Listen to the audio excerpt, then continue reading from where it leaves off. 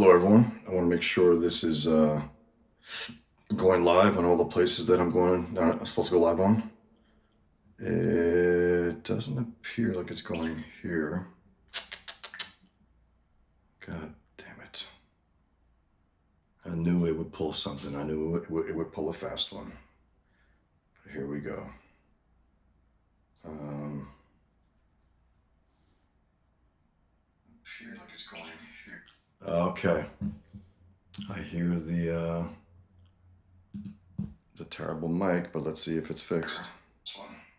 This one. Here we go.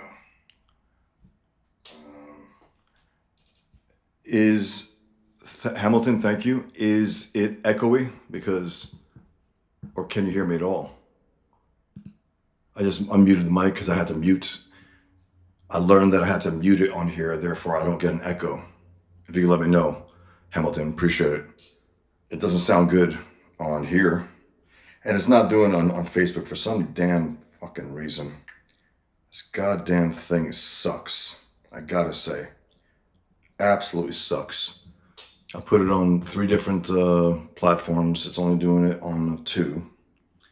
All the places that I'm supposed to go live on. Facebook for some damn fucking reason. Thanks, John. And if you could let me know if you hear an echo, if it sounds robotic, I would appreciate it. And then I'm gonna try something before I start this review and make sure I can get it all good and no echo. Okay. And you can hear me now, right? I just make sure so I can start the review. I wanted to go on. I have 30,000 followers on X, 12,000 on Facebook, and very few on my new YouTube channel. I wanted to go as wide as I can, but for some reason I set up on Facebook as well, and it didn't do it, which really sucks, I gotta say, because you want to go as far and wide as you can. Anyway, I'll just start. I will just start. So thanks for being here, guys. I'm going to start now. I'm going to dive right in.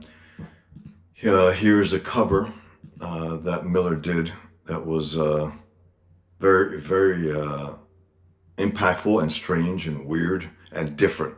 Unlike any other Batman drawing, I think, that we saw in the mainstream, at least. You know, outside of mainstream, people probably drew him in any different way, but this doesn't even look anywhere close to, okay, the slight echo. I'm going to let me know if this helps and if you can even hear me, Hamilton. Let me know if this works right here. Apologize. Thanks for letting me know if this is better, because again, yesterday's no problem. Today, again, it's a problem. Okay. Thanks, Mikey. Appreciate it. Apologize, guys. It's always something. I try to avoid all this crap. Excellent. Thanks, Hamilton. Thanks, Mikey. Appreciate it. All right, guys. Here we go. I'm going to discuss the comic book that basically led me to becoming a writer and an artist. Not just a comic book artist, but a writer and artist / cartoonist overall. I don't separate the two. It's like, again, as I mentioned yesterday, it's not like he's a two-way player on a basketball court. He's just a basketball player. He's supposed to do that, you know? That's why, I think sometimes Hail, Marcus. How's it going, guys? So yeah, here we go. I know this is not everyone's quote-unquote cup of tea, from what I gather. I know people are critics of this series, and I gotta say, pretend that it's nothing, it's shit. It's not. It's great. It's a great series. You might not like certain aspects of it. You might not like the roughness of it at times. You cannot deny its impact that really changed things. And it, unfortunately, people mistook it for being quote-unquote grim and gritty and all that bullshit, right? When it was just taking Batman seriously. He said, okay, he's the creature of the night. He's the Dark Knight. Let's run with that. Let's get rid of all the light colors and the yellows and even here, which is interesting here, because this is the issue where he switches from the old blue, the blue that was existent for decades at this point, to the gray black, and with the chest symbol. That's just a bat. So they show the bat on here, but that's painted in by Lynn Varley because Miller didn't even draw in the bat. And it's funny because it still has the blue, even though the blue one was the one with the yellow. So it's a weird little, mishap. But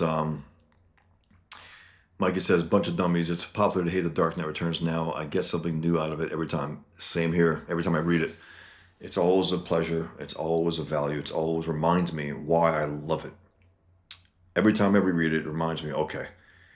And it doesn't get better. It's just, it's always been great, but your appreciation for it gets better. Your ability to understand why he did what he did becomes a little more attuned. And you start to figure out, especially as a cartoonist, you realize, okay, you might see a little more than you would have seen otherwise, just being a reader, let's say. So I'm just, I'm fascinated by this. I was disgusted by it, I think, when I first saw it.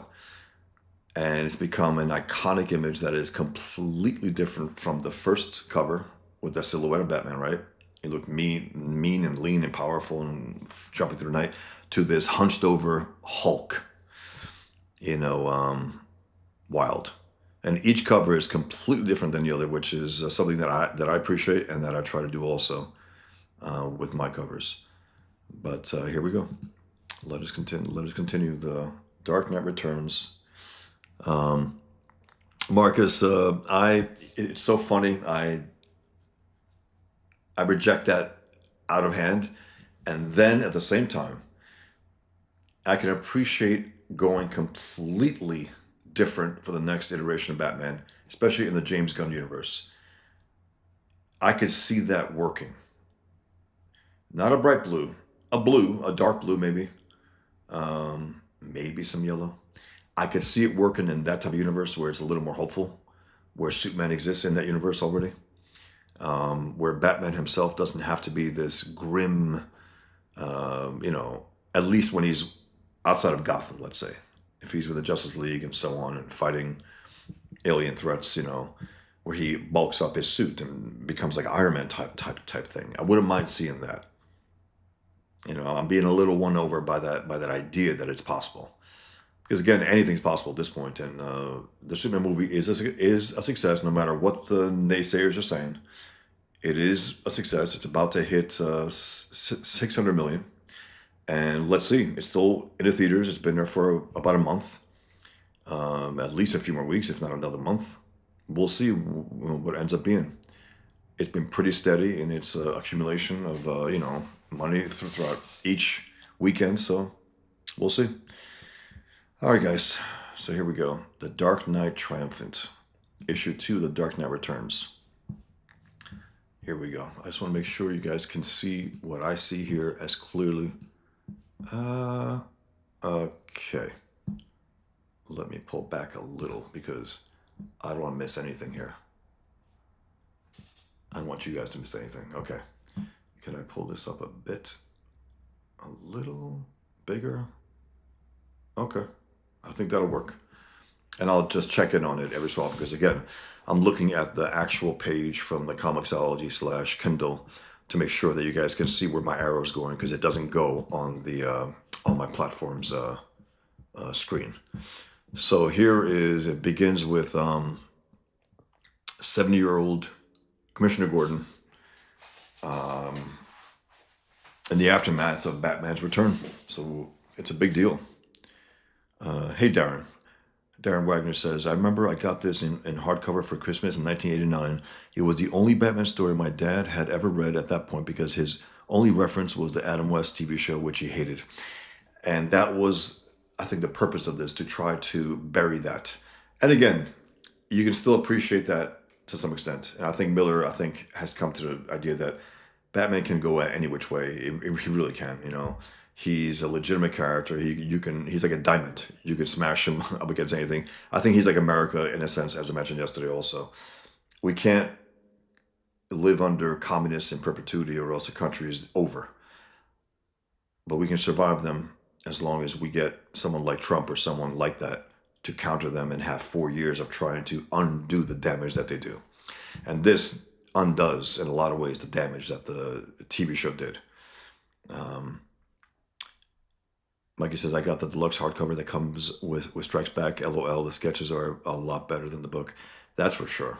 They were a little more alive. They were a little more interesting. The end result sucked. But this was a game changer. I mean, and again, the density of this, the 16 panel grid packing in a lot of dialogue, a lot of small drawings, but it works. It's very organic, and you read it, and then again, you get a little relief at times. If people are worried about that, you get these incredible splashes like this one, Batman on the rooftops in silhouette. It's awesome. Bretsky the Great, yes, I'm back on YouTube in a small channel, but hey, you're not going to knock me out. I mean, it's my third channel in the last few months, so thanks for being here, guys. Appreciate it, and let us go. Thanks, Bretsky. Problem with crime is the more you know. This is a narration by Commissioner Gordon, again, who's a 70-year-old. I did too, Marcus. Bought it off the stands. Blown away by it. And again, I couldn't appreciate it as much as I can now. Clearly, I was too young, but I knew it was something special. I knew it was something different. And getting a Marvel guy on Batman was a big deal, because he brought more of an edge to it. He brought something that was missing, lacking in Batman. Let's see. Darren says it's like Frank Miller was compensating for the dense left-hand page with the more open one on the right. Yeah, I mean that's the thing. It's like he knew he had a dense story. The current book I'm working on is the most dense story I've ever worked on, and I'm using a 16-panel grid mainly. But of course, I open it up, and my deviations are usually tall ones, like from top to bottom. I got the long ones there, and I do open it up also, but it's usually that's the way it goes, because I got to fit on a lot of philosophy, dialogue, buildings, and it's a period piece, so it's really a challenge, but it's awesome because I love it. So it's a great challenge, and I'm becoming, I think, a better cartoonist for it. I was hesitant to do certain things. I'm like, damn, I gotta dive in, because you have this idea, and then you actually come face to face with it. Say, okay, I gotta step up here. I gotta make sure it's as good as it gets, and that's the challenge, to maintain that, and also to maintain a consistency that the way that Mazzucchelli kept throughout the entire Batman Year One, the way that Miller didn't keep through this series. The first one he drew the hell out of, and as it goes, it deteriorates a little. But the story doesn't. The story is as rock solid as ever. It just goes better and better. But you'll see more caricatures are at play. Like here, even the drawing of Gordon. Later on, you see more of a cartoon, sharp lightning bolt mustache even. Yeah, I believe that as well, Mikey. From what I hear, Frank Miller witnessed 9/11 and changed Strikes Back entire script after that. That was the word. That's why it was also late, the way this was late. And he tried to incorporate some of that. It didn't quite work. And also right before the attacks, he had Batman saying terror, like nothing better than that, like terror as an enemy. And he smashes his Batmobile, the flying Batmobile, into the building. I think Lex Luthor's building. He gave a little romantic idea about terrorism. You don't do that. Now he terrorizes scum. That's it's fine if you think of it that way, but just the word alone, I don't know. I mean, Pigman is called the Beast by the Islamic enemy, and he's also referred to as their terrorist. He's the terrorist's terrorist. He terrorizes them. That's what he does. Okay. I'm going to read a few pages and then check out your comments. Comment away, guys. Give me whatever sparks your thoughts here, and I will get to them and take a little time. But in the meantime, I want to read a number of pages and then get going. Problem with crime is the more you know, the more nervous it makes you. Me, I can't look at that doorway over there without thinking of the 72 corpses I found in spots like that. Shot or stabbed or just beaten to death because they were too stupid to keep their distance. Too stupid or too civilized. One's the same as the other in Gotham City. I pass a liquor store, run my eyes over the rigid features of the hunk of metal that used to be a friendly merchant. I wonder how many men he's had to kill just to stay in business. Uh, and again, just one thing comes to mind. Gotham City has to be a hellhole to make sense of Batman, for Batman to make sense. It has to be a hellhole. You know, it doesn't work otherwise. I wonder how many men he's had to kill just to stay in business. I see a high priced car gleaming like new in the streetlight. Once a symbol of wealth and power, now just another target in a city of victims. A young boy dashes past me, healthy, dirty, and beautiful. You don't want to know what he makes me think of. I curse Sarah, his wife, not meaning it, for her hippie vegetarian recipes and the bean sprouts she forgot to pick up. Then my cigar does its usual and I cough up a load of the brown stuff. I'm amazed as my head goes light and the spots dance in front of me that she convinced me not to smoke in my own home. Then I suck it again. Dying never seemed real to me when I was young. For some reason, I want to see Bruce. Not to talk, I mean, sure, to talk, and maybe to drink, even though he seems to have given that up. Suddenly, the hair bristles on the back of my neck. I hear a girlish giggle and the cold, oiled sound of a gun being cocked behind me. I see the face of a killer who isn't yet old enough to shave. I think of Sarah. The rest is easy. That's awesome. I think of my wife that I love. The rest is easy. Blows that fucker away. No matter how young he is, he's a threat to him right there. And he's a criminal, and he shouldn't be doing that, no matter what age. The Council of Mothers today petitioned the mayor to issue a warrant for the immediate arrest of the Batman, citing him. Again, this is something that is prevalent today also, this idea about even big balls the old day, right? That was heroic what he did. It was heroic what he did. Fend off all the scumbags, save his girlfriend, throw her in the car. He'll take the beating. And it's not being discussed as such. The heroism is not being mentioned at all. That's a problem. The IDF, what they've been doing with Hamas, pummeling them out of existence, hopefully. I think it's still, I think they could have done even more within the last few years. But the point is that that's heroic stuff. They're taking out the scum of the earth. And here, Batman makes an assault on Gotham City, and the response is to arrest him, to see him as a criminal, period. Not that a vigilante has made the city safer, that Harvey Dent is now in prison. I doubt he'll be in the institution because he was a little too smart to commit that crime. It gets a little messy sometimes, freedom, Our founders understood that. It gets a little messy at times, freedom, but that's just the nature of it. We have to allow freedom. We can't crack down on everything and everyone. Some people are going to be scum, no matter what we do, no matter how good we are. And they got to be stopped. And clearly, the police force hasn't been able to do this. Crime has gotten so horrific that Batman had to bust out, come out of retirement. The Council of Mothers of today petitioned the mayor to issue a warrant for the immediate arrest of the Batman, citing him as a harmful influence on the children of Gotham. Its invocation of children by scum has been, I don't know, I can't even say how long it's been, but they always invoke children to try to sell their evil, always. The jihadists, the children, look, they're children.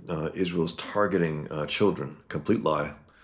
You're endangering your own children. You're getting them killed, and then you're blaming Israel for it. That's part of their jihad.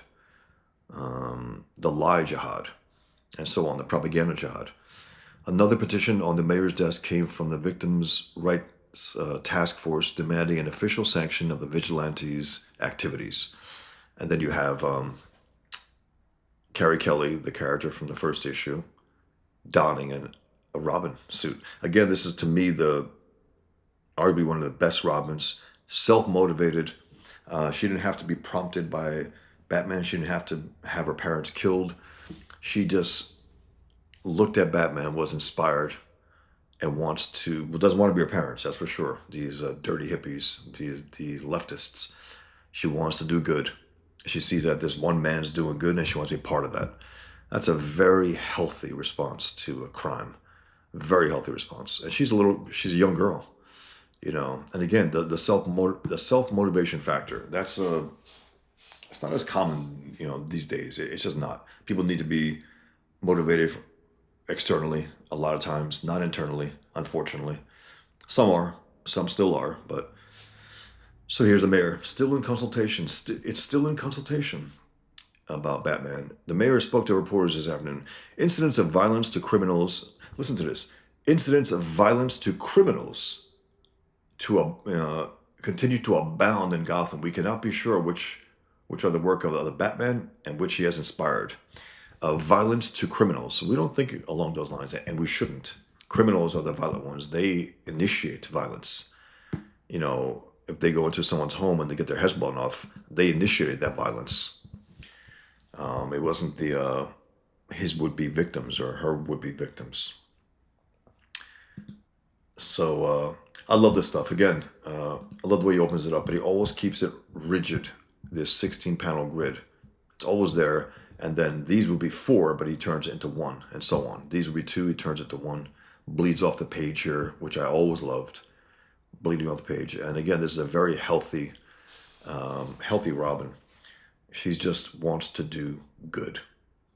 That's her motivation. She didn't have to have something horrific. And that's why, in a lot of ways, you know, people say, we need some more attacks. I remember over the years, we need more attacks like 9/11 in order. It's like, no, we don't. If we can't be motivated by that horror, it doesn't matter how many times we get hit. If you can't be galvanized after seeing almost 3,000 Americans get slaughtered, jumping off the towers, I don't know what to say. I can't unlock your humanity, your vengeance. I've just been handed this bulletin. Commissioner James Gordon has been shot and killed. Oops, sorry folks, I read it wrong. Gordon has shot and killed a 17-year-old member of the Mutant Gang. Gordon was attacked outside his West End apartment. Oh wow, what a bring down. 17. This is Carrie Kelly's parents, right? Oh wow, what a bring down. What a bring down to them smoking weed, to their high. You know, it's ruining their high. What a bring down. 17 years old, machismo with a badge, just like Chicago. Remember Chicago, hun? Not real well. I was tripping the whole time. This is a girl who was being raised by pieces of shit. And she wants nothing to do with it. And she's going out on her own, could get killed tonight. Dressing up as Robin, that's a target right there. Batman's back. They see a Robin like, well, she must be with Batman. Kill her. You know? And also she looks cool as hell too. With that splash of orange, the hair. I remember reading about Miller discussed how she came to be. He was on a flight to, I think, the San Diego Comic-Con with John Byrne. And he was thinking about Robin for his upcoming Dark Knight thing. And the word is that Byrne doodled up a Carrie Kelly type girl Robin. And he handed it to Miller, and Miller was like, yeah, I can see that. It's very, very cool. Okay. So here's an inner monologue. The first time we see it, I believe, every main character here has their internal monologue, their internal thoughts that are not the thought balloons, which I had the pleasure of using actually for a certain page that I did, a certain, for Mamdani as Sharia man. I was asked, I was commissioned to do that. And for the first time ever, I drew thought balloons. I didn't mind it at all. I like the what has become the norm since with the internal monologue in these captions and stuff. But I like doing this. So let me read this and that one, and then I will get back to your comments. So here she goes out the window. She goes, One Step Street Pizza maximum checkout. Wins aces, and the ledge isn't too much smaller than a balance beam. So she's had some athletic training, gymnast probably. Sure, just slippery and about a mile up. Walls keeping me real clean, like under a car. Huh. Figure I didn't spend 2 weeks lunch money on the suit. Oh, real good, Carrie. No, the screws give way. She falls down, catches that thing before she crashes. She goes, some Robin, I figure. It's funny. Just, it's such a healthy, good attitude. Commissioner, you just shot a boy. How does that make you? How does that feel, Commissioner? He just looks at the fuckers like, are you kidding me? Thank you, Hernando. This is the third attempt on Gordon's life in the 3 weeks since the leader of the mutant organization made his videotaped death threat. We will kill the old man, Gordon. His women will weep for him. We will chop him. We will grind him. We will bathe in his blood. I myself will kill the fool Batman. I will rip the meat from his bones and suck them dry. I will eat his heart and drag his body through the street. Don't call us a gang. Don't call us criminals. We are the law. We are the future. Gotham City belongs to the mutants. Soon the world will be ours. And again, I don't want to keep imposing this stuff on here, but that's what goddamn Muslims, that's the attitude that they have. The world is theirs, and we just don't know it yet, according to them.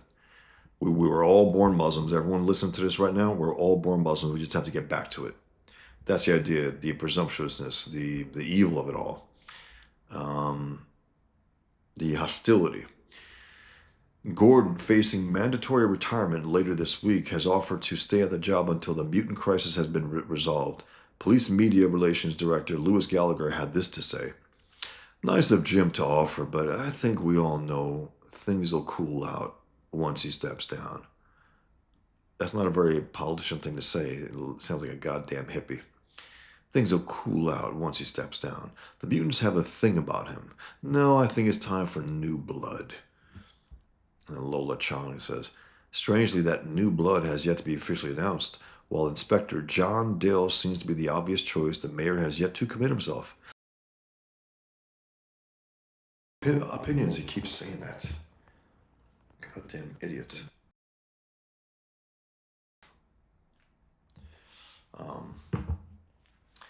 With a scant 6 hours remaining, the questions hang in the air. Who will replace Jim Gordon? And what will become the official position of the Batman? Tom? Good question, Lola. Mrs. Joyce Ridley was admitted to a private hospital upstate for psychiatric observation following her collapse this morning. Her 10-month baby, Kevin, heir to the Ridley chewing gum fortune, is still missing. Anyone with information is urged to call the crisis hotline. Let me read some comments here.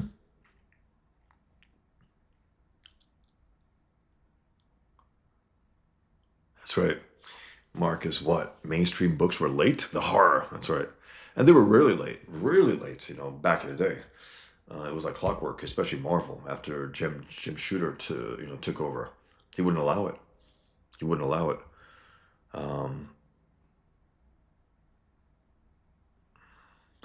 Watchmen was delayed. Dark Knight Returns was delayed. They were of a higher quality, quality-wise, the story and the writing and the drawing and the actual quality of the books themselves. Better paper, square-bound, Dark Knight. Interesting. Yeah, so Mikey says that, yeah, the Watchmen was also delayed. Darren Wagner says, yeah, stories where Batman has quote-unquote won and the city has become safe kind of neuters the premise 100%. That's why it has to be a hellhole. And again, without Batman there for 10 years, it built slowly to become a hellhole, forcing him to return, regardless of his lack of interest in doing it. Or his vow not to. After, it seems like, based on... It's only confirmed in that... I forgot what it's called, though. The Dark Knight something... a number of years ago, 5 years ago maybe, Frank Miller, Azzarello, I think co-wrote it, Brian Azzarello, and John Romita Jr., they published his pencils as they were with really nice color. It looked great. One of the best jobs he did in a long time. And they alluded to, that it looked like the Joker had his way with Robin. They didn't just kill him. It's pretty obscene, but it gives a little more, you know, it takes what the way Miller established him here, where he's calling Batman darling in a very fruity way, to the extreme. Um, Mikey says Jeff had to put a storyline from Flash Rebirth into Blackest Night because Ethan EVS was delayed. That's right. Yeah, Marcus, this is where we are now. The professionals tell me that the 6 and 9 panel grids are boring, but that's where I start. Um, okay. What do you mean by that, Marcus? As in, that's where you start? As in, that's what you like? I like a lot of panels personally. I like it. I like to give as much information and I'll open it up, but I tend to do pretty dense stories and I put a lot of, panels. Um, Sometimes not in the 16 grid, but 12, 9, 10. I got a lot to say and I like to, I don't, okay.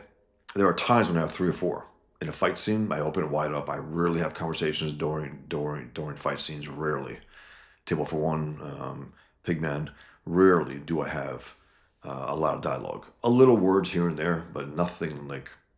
I sure as hell don't have what Mark Sylvester did with Cyberforce, which was shocking to me at the time.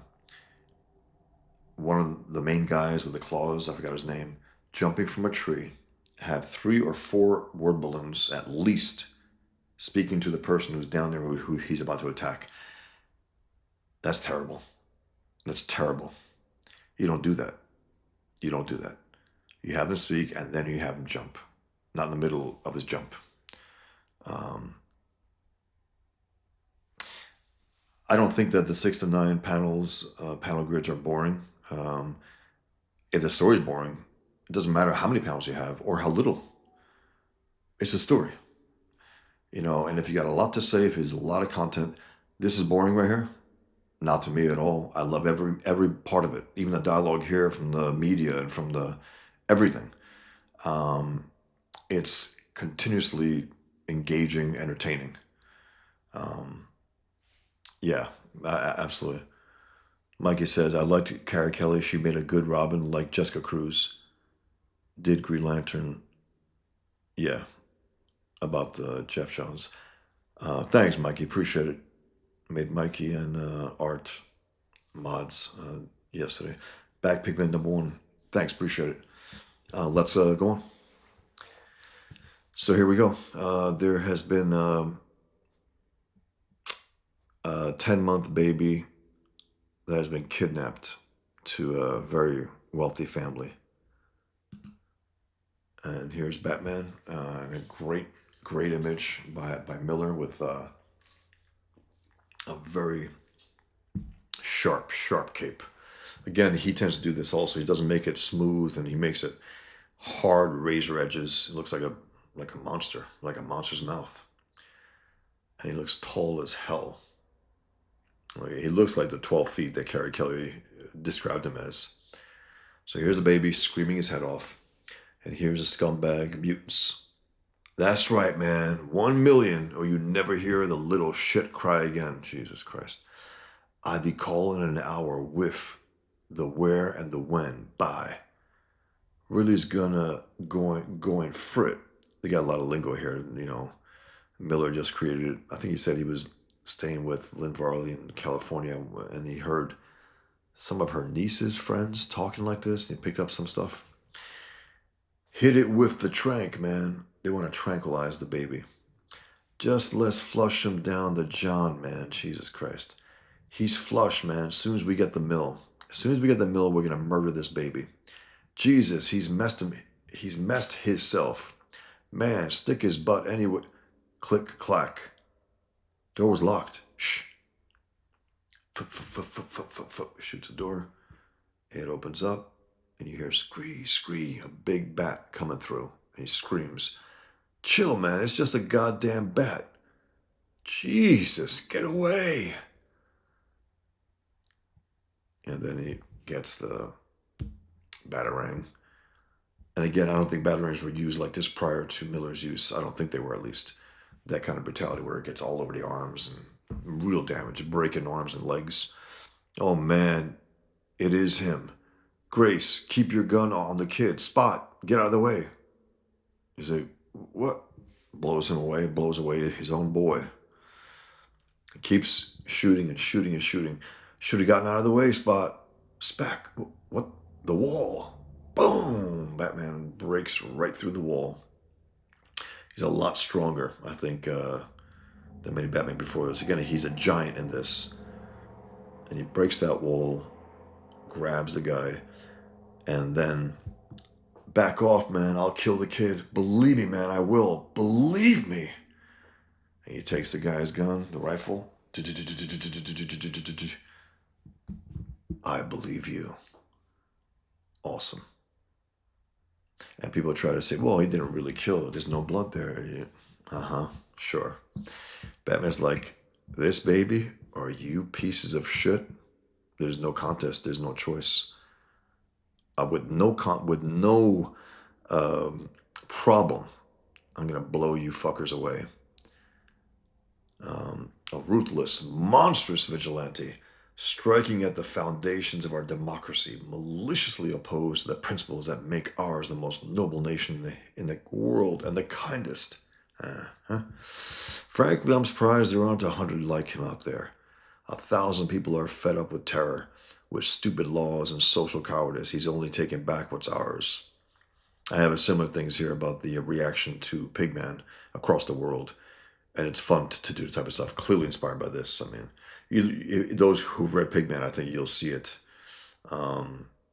Is born of 9/11, but I was so inspired by this to become a cartoonist that I can't help but pay homage to it, and to some extent at least. These and many, many others are the reactions to a phenomenon that has struck a nerve center in our society, the return of the Batman. Here's Lana Lang. Tonight, we will examine his impact on our consciousness. From Metropolis, we have Lana Lang, managing editor of the Daily Planet. Wow, managing editor. Joining us from Gotham City, Dr. Bartholomew Walper, popular psychologist and social scientist, author of the best-selling Hey, I'm Okay. Oh my God. With us tonight, from his office in Washington, presidential media advisor Chuck Brick. Dr. Wolper, you have claimed that the Batman is himself responsible for the crimes he fights.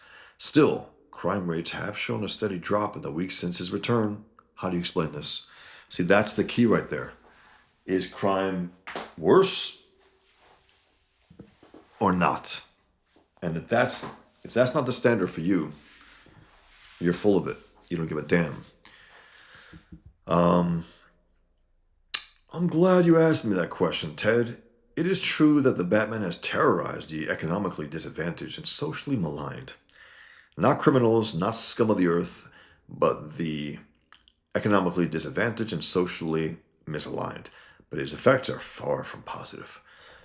Picture the public psyche as a vast, moist membrane. Through the media, Batman has struck this membrane a vicious blow, and it has recoiled. Hence your misleading statistics. But you see, Ted, the membrane is flexible and permeable here. The more significant effects of the blow become calculable, even predictable to wit. Every antisocial act can be traced to irresponsible media input. Given this, the presence of such an aberrant, violent force in the media can only lead to the antisocial programming. Yeah, Miller had fun here, man. Just caricaturizing these rats, and also not just in their physicality here, but in their language itself. That's character language. Just as Harvey Dent, who's recovering steadily, thanks for asking, assumed the role of ideological doppelganger to the Batman, so a whole new generation, confused and angry, will be bent to the matrix of Batman's pathological self-delusion. Batman is, in this context, and pardon the term, a social disease. Lana's like, that's the dumbest load of, Lana, please, the network. And here's Robin still practicing, hopping over rooftops. Didn't suck. I like these little breaks also. You don't want to stay too long in these type of discussions and debates. It's just fun. I don't have that luxury in what I'm doing right now in my adaptation. I don't want to impose because the scenes are pretty hefty, pretty long that I can't just go in and out of them, like this. But this is great. This is fun. Mr. Brick, the president has remained silent on this issue. Don't you and he feel that the national uproar over the Batman warrants, if not action, a statement of position? Heck, Ted, he'll get around to a press conference sooner or later. But the president's got to keep his eye on the big picture, you know? And this Batman flaptrap, well, it's noisy, all right. That big cape and pointy ears, it's great showbiz. And you know the president knows his showbiz. It's a Reagan caricature. You just keep your shorts on, Ted. Pretty soon now, the ratings will drop on this one and it'll blow over besides, I think the whole thing is just as likely a hoax. Network's done worse. I mean, Batboy'd be pushing 60 by now, if he ever was real. Funny nobody's ever taken a picture of him. Mighty funny, I say. Miss Lang, you are the Batman's most vocal supporter. How can you condone behavior that's so blatantly illegal? What about due process? Civil rights? We live in the shadow of crime, Ted, with the unspoken understanding that we are victims of fear, of violence, of social impotence. A man has risen to show us that the power is and always has been in our hands. He's showing us that we can resist. Lana, you haven't exactly answered my question. Yes, she has, in an idealistic way. She's noting that crime, has gone down, and that's the key. That should be the key. And then Robin is hopping over to the city. Next up, fighting crimes. She thinks she's ready. It's pretty funny. Do you know who I am, punk? I'm the worst nightmare you ever had. Kind that made you wake up screaming for your mother. Where am I? You've got a mother, don't you? Every punk should have a mother. Can't see, man. What's on my face? Quite an arsenal you and your buddies had. The 45 was nothing special, of course. I think I'm bleeding, man. I need a doctor. But that Smith & Wesson 41 your pal was carrying. You know which pal, the one you perforated. That pistol was odd. Man, especially since it was adapted for a silencer. You just don't run across that. No, not outside of military intelligence. But that M60 of yours, that's combat weaponry. Same kind another member of your gang tried to use on Jim Gordon. So fill me in, punk. The mutants have a wholesale deal with the army. You've got a lot of teeth left, and I haven't even touched your tongue. Solid, man. I'll tell you, deal is no cops, man. I walk. What do you say, man? I don't think you understand the situation. You're not in a position to negotiate. Let me show you. Now, this is brilliant stuff from Miller. All you see is the black. The dialogue is the key, and then you realize that black was his hand over the guy's eyes, and the city's way beneath them. And Batman says, the guy screams his head off. It was tough work carrying 220 pounds of sociopath to the top of Gotham Towers, the highest spot in the city. The scream alone is worth it. It's fun. It's clever. It's awesome.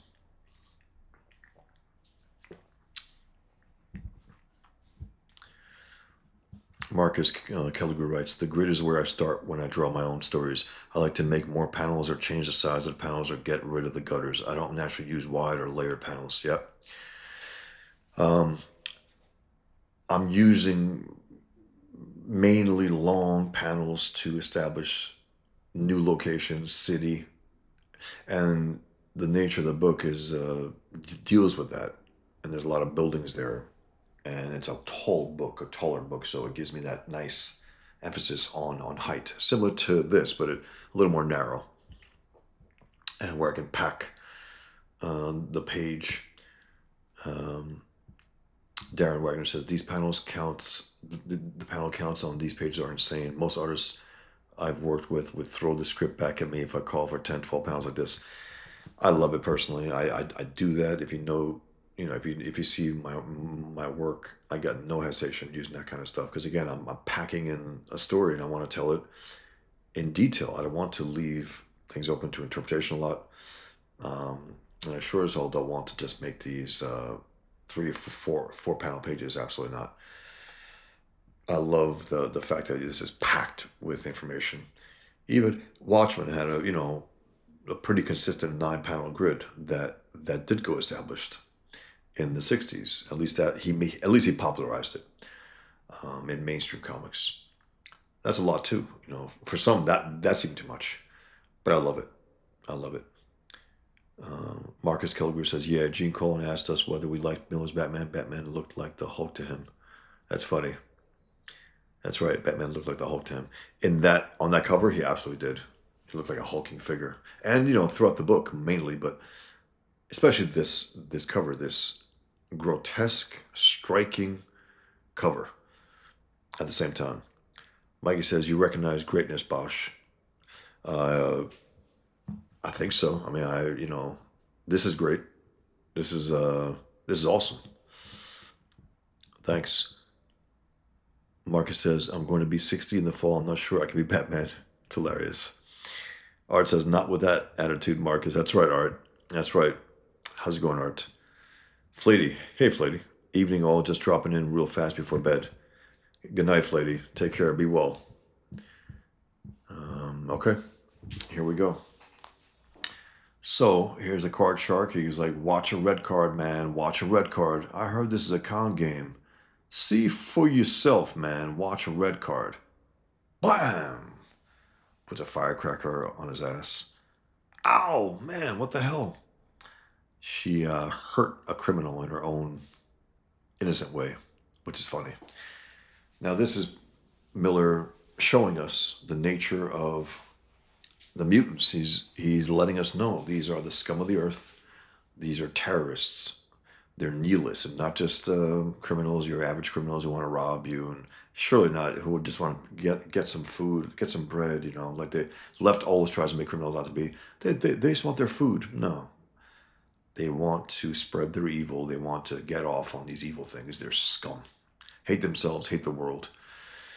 So this is part of that here, where it establishes the extent of their nihilism, their evil. It's the train, thinks Margaret Corcoran. I gotta pull this up a little here.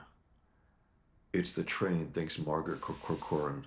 My legs never hurt like this when I wait the tables. The train, it won't let the pain lie in my calves where I'm used to it. A burnt out lady in this hellhole of a city. Look at these characters out there. That guy's knocked out. Varicose veins, the doctor said. Easy for him to tell her to quit her job. Easy for him to talk about surgery. Surgery with no insurance and 2 payments left on Jamie's braces and a turn-off notice from the electric company with winter on its way. She feels the metal square inside her purse and smiles. Almost nobody tips anymore, but an uptown drunk left $10 on the table tonight. What with the turn-off notice, it was wrong to spend the tip on the pain. But young Robert's art teacher says he has talent. That's a sweet smile there. She pictures Robert's able little hands, his eager smile. Her purse strap bites into her shoulder. And Margaret Corcoran, who had not pleaded with Blue Cross when they canceled her insurance, or with Citicorp when they repossessed her car, begs like a wino for a $10 paint set. And if you notice, they're giggling, dropping something in her bag. She feels her purse hit her stomach as the train rumbles to a stop. She hears them laugh. She lands hard on the cement, but it only hurts. She feels a square of metal and thanks God and can't help but cry. And the rats are cackling. Then she feels something heavy and round like an apple in her purse. Woman explodes in subway station, film at 11. Yeah, so that's what Batman's dealing with here. An assault of a terrorist group named the Mutants. And then here, when Batman was questioning that one scumbag about military grade weapons that they were using, this image here, which he says was inspired by Bill Sienkiewicz's work in Elektra Assassin. He says he probably wouldn't have drawn something like this if he had not been working with Bill Sienkiewicz. Because the general's record is an anthem of orders barked between deafening explosions, of a steely, reassuring voice above the cries of wounded men, an anthem shattered into discord in its last few notes by misappropriated weapons sold to the mutants. I almost asked him why. So it is the case that they have been sold to these terrorists. As we gather, our government is up to dirty stuff at times. Not to the extent that the left wants us to believe, but at times like this, screech words come down, man, from the leaders. So get in. So this is Carrie Kelly. She's listening in on these scum, and she hears about this one meeting that they're gonna have. We doing crimes, man, and we behind quota. Got no time for speeches. Not talking speeches, man. Talking war. Got an hour to make the dump. Okay, okay. And Carrie Kelly says, the dump. I loathe the dump. But it's where the mutants. It's the mutants, and it sounds major, so he might be there. You know, she wants to connect with Batman, with her inspiration. The guard at Gate 12 is nodding off when I find the trucks. They aren't even locked. You could overthrow a small government with this much firepower. If it's war they want, I've got just the thing. Now that's a great shot of Batman there. This is more again of a caricature, more so than issue one, but I love it. It's a square head, short ears, very strong looking. I love it. I think it's great. And joyous reunion of the Ridley family, and now a sad note. 4-star General Nathan Briggs is dead, an apparent suicide. Relatives say Briggs had been violently depressed since his insurance company refused to sponsor a rare treatment that may have saved his wife, who is dying from Hodgkin's disease. In other news, there's that general. Police media director Louis Gallagher has promised an answer soon to the question that's on everyone's mind. Who will be the police commissioner of Gotham City? And again, this is Miller, in a lot of ways, predicting what is coming, even though things like that were happening to some extent back then, but not to the extent that they are now, in terms of who they put in power, who is appointed in power, and why. The heat is on, Your Honor. I can see that. Can't you tell that I can see that? Wish we could just hold an election, as in he doesn't make the decision, he doesn't want to pick. Not for a commissioner, Your Honor. Not anymore. No, it's up to you. Tough decision, too. Gordon's popular. Interesting, because we were led to believe in a lot of ways from the media and stuff that he's not popular, that everyone hates him, but he still does what he can. He still blows away these fuckers at night. He had 3 attempts at his life. He's still alive and kicking, 70-year-old. I know that. Don't you think I know that? And I've given it a lot of thought. Dale's looking good to me. He's available, and he's black. Listen to this, yeah. He's like, I'm going to pick the black guy. He's like, black's passe, Your Honor. Listen to this talk. 1986. Black's passe, Your Honor. Besides, Dale's neutral on the Batman thing, and you know what your own neutrality is costing you. I'm not neutral. Who says I'm neutral? I'm conflicted. Seems to me... Now, who's in charge here? You could tell. Seems to me that this is your big chance, Your Honor, to show what a leader you are, to make a bold decision about Batman. Decisions. You think all there is to running a city is making decisions? Well, all right, Gallagher. I'll make a decision. I'll show them who's boss. On my own private authority, I assign you the task of finding me a police commissioner. I already have, sir. Yep. So here's Batman. Getting ready to go to war with these scumbags. It's a great shot. Great shot. Seeing Batman smile is always cool as hell. It means he's about to do something grand. Master Bruce? Who else, Alfred? Of course, sir. It's just that the signal is coming from inside the. That's right, Alfred. I'm taking her out. Hell, I hit the engine. She responds like it was yesterday. It is yesterday. I am excited. No, thrilled. Can't you tell? I'm thrilled to give you the next police commissioner of Gotham City, Captain Ellen Yindle. Um, Not only is she a female, but probably a lesbian. The youngest ever to hold the office, and of course, the first woman. Ellen Yendel brings with her an astonishing arrest record from Chicago. That's where Gordon started, at least according to Batman Year One, which is probably in the same idea here. The first woman, Ellen Yendel, astonishing. She was quick to answer on the subject of Batman. I'm surprised there is a controversy. His actions are categorically criminal. I will have him brought to trial. Excuse me? Yes, I'll be specific. My first act as police commissioner will be to issue an arrest warrant for the Batman on charges of assault, breaking and entering, creating a public hazard. Little more than half the age of the man she's replacing. Ellen Yindel is, click, a woman. Woman, Christ almighty. Did you say something, Jim? Nothing, sweetheart. So here we have the mutant leader. And looking at this to some extent, this probably prompted, my assumption is that this prompted Bane, not that it necessarily looks exactly like Bane, it doesn't, but a big physical threat to Batman, which he rarely gets. Rarely gets. And within a few years, the movies were beginning, and Bane was created not long after this. And it probably was dictated to the Bat Office to give Batman a physical threat, especially after Superman was killed by Doomsday. I say, okay, maybe let's not kill Batman, but let's break his back and let's have him have a physical threat. Joker's not a physical threat. Riddler isn't. Penguin isn't. Some are, but Bane was the greatest, threat on a physical level. And so is this guy here. The dump stretches out of sight from the far bank of the West River. I'm told it ends somewhere before the farmlands. It smells of rot and rust. It's a breeding ground and for insects and rodents.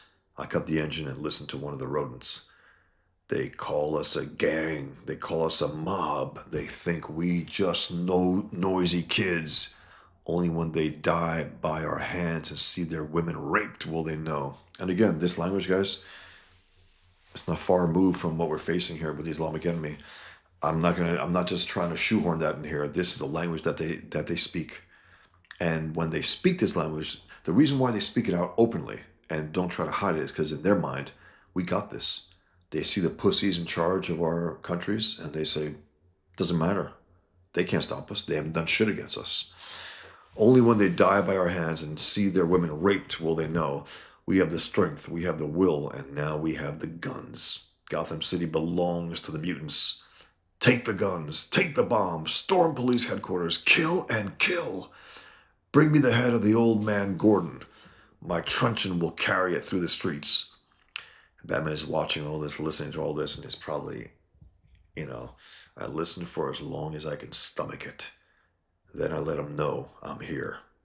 I shall crush the fool Batman. Chick. Boom.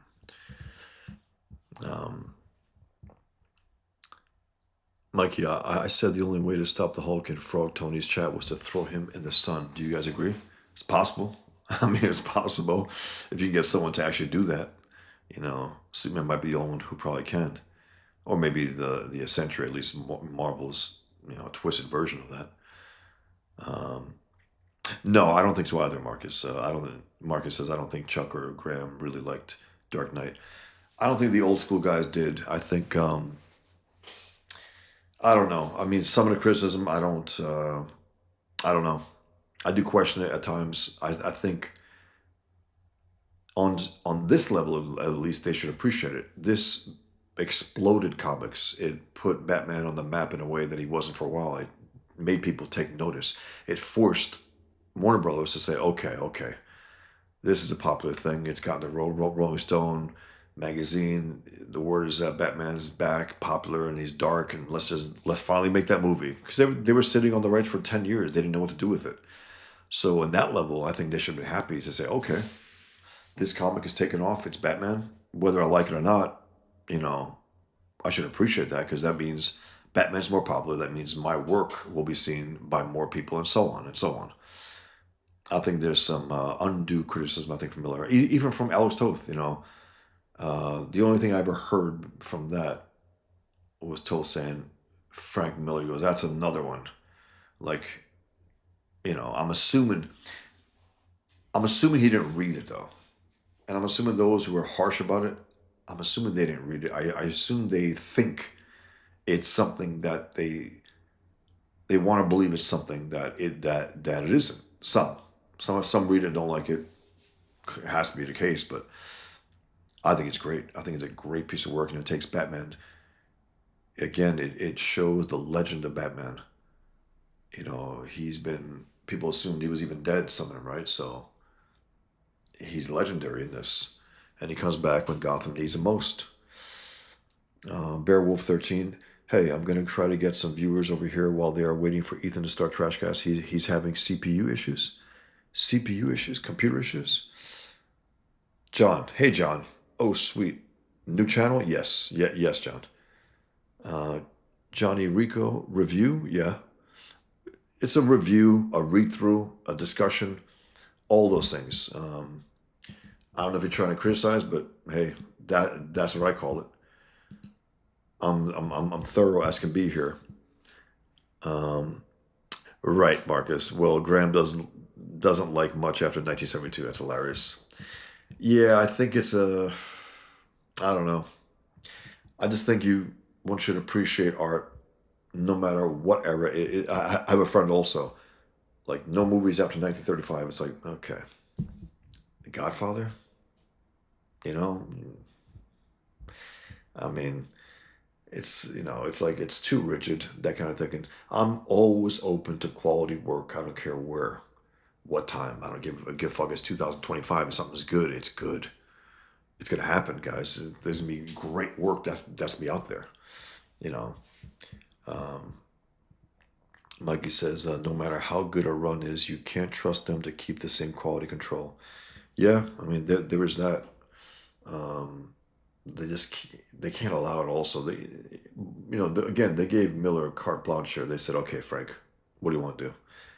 He told him, and he had the power in that relationship.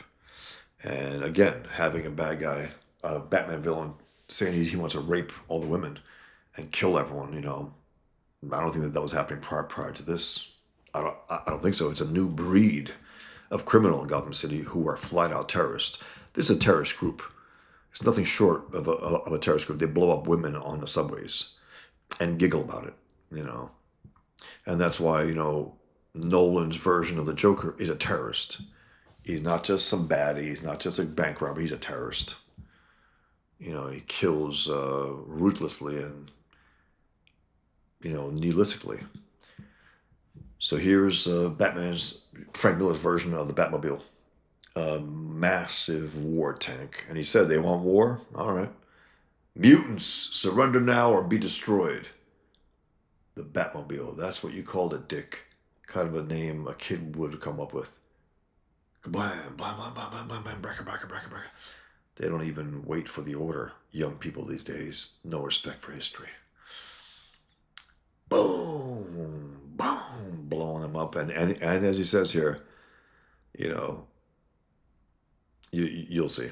I modified her door in some nasty riots 15 years ago.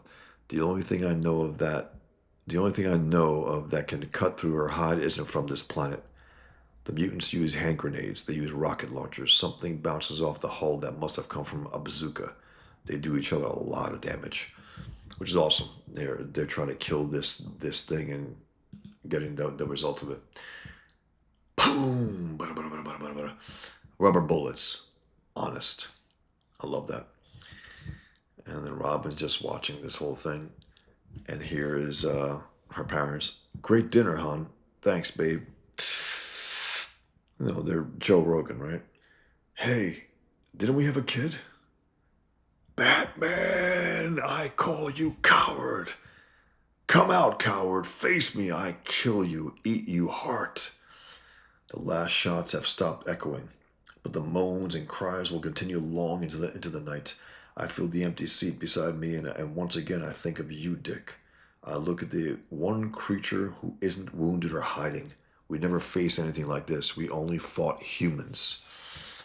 Look at this guy. You know, I think he's human, but god damn it, look at that. He has shark teeth. Master Bruce, come in, please. Master Bruce. But there he is, Dick, the mutant leader, a kind of evil we never dreamed of. There he is, square in my sights, and there's only one thing to do about him that makes any sense to me. Just press the trigger and blast him from the face of the earth. Though that means crossing a line I drew myself 30 years ago. And at the same time, pages ago, he blew away that guy. I don't buy it. They always try to play it safe, DC, and, let's not make the blood red and just put the liquid. He killed that guy. That's my read on it. I can't think of a single reason to let him live, except, now this is funny. This is creative stuff here. He's like, I just want to blow him away, but except he's got exactly the kind of body I wish he didn't have. Powerful without enough bulk to slow him down. Every muscle a steel spring, ready to lash out, and he's young in his physical prime, and I honestly don't know if I could beat him. And Batman prides himself as the master of fighting. He knows every martial art. He knows every way, every physical way to take out an enemy. If he had Superman's power, he'd be even, he doesn't have any power, but he knows exactly how to fight. And he's like, damn it. Can I take him at my age? I know how to do everything. I'm a better fighter than he is, clearly. But so he goes, Master Bruce, you've shut down the weapons. He goes, can't have a back door, Alfred. Might be tempted to use it. Sir, you can't be serious. Sir, he'll kill you. Come on, man. You boring me. And he just busts out of the Batmobile. I mean, it's hilarious. He's laughing. And he attacks him. And Robin's like, yes. Here. I make him eat some garbage. Then I help him swallow it. Crimp. Thwack. Clud. A beauty to his solar plexus. I worry he might drop too soon. Yeah, if only. And again, if you notice here, he's, there's no blue in sight. I know it's nighttime, but there's no blue in sight here. It's a black cowl, black gloves, black boots, black cape.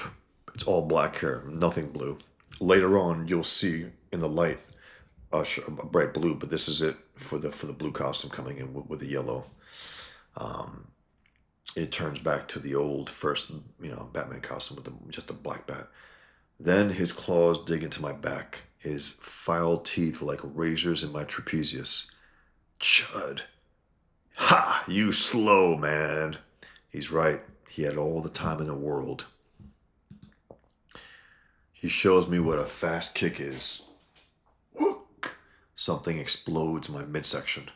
Sunlight behind my eyes as the pain rises. Moment of blackness. Too soon for that. Too soon. What's wrong with me?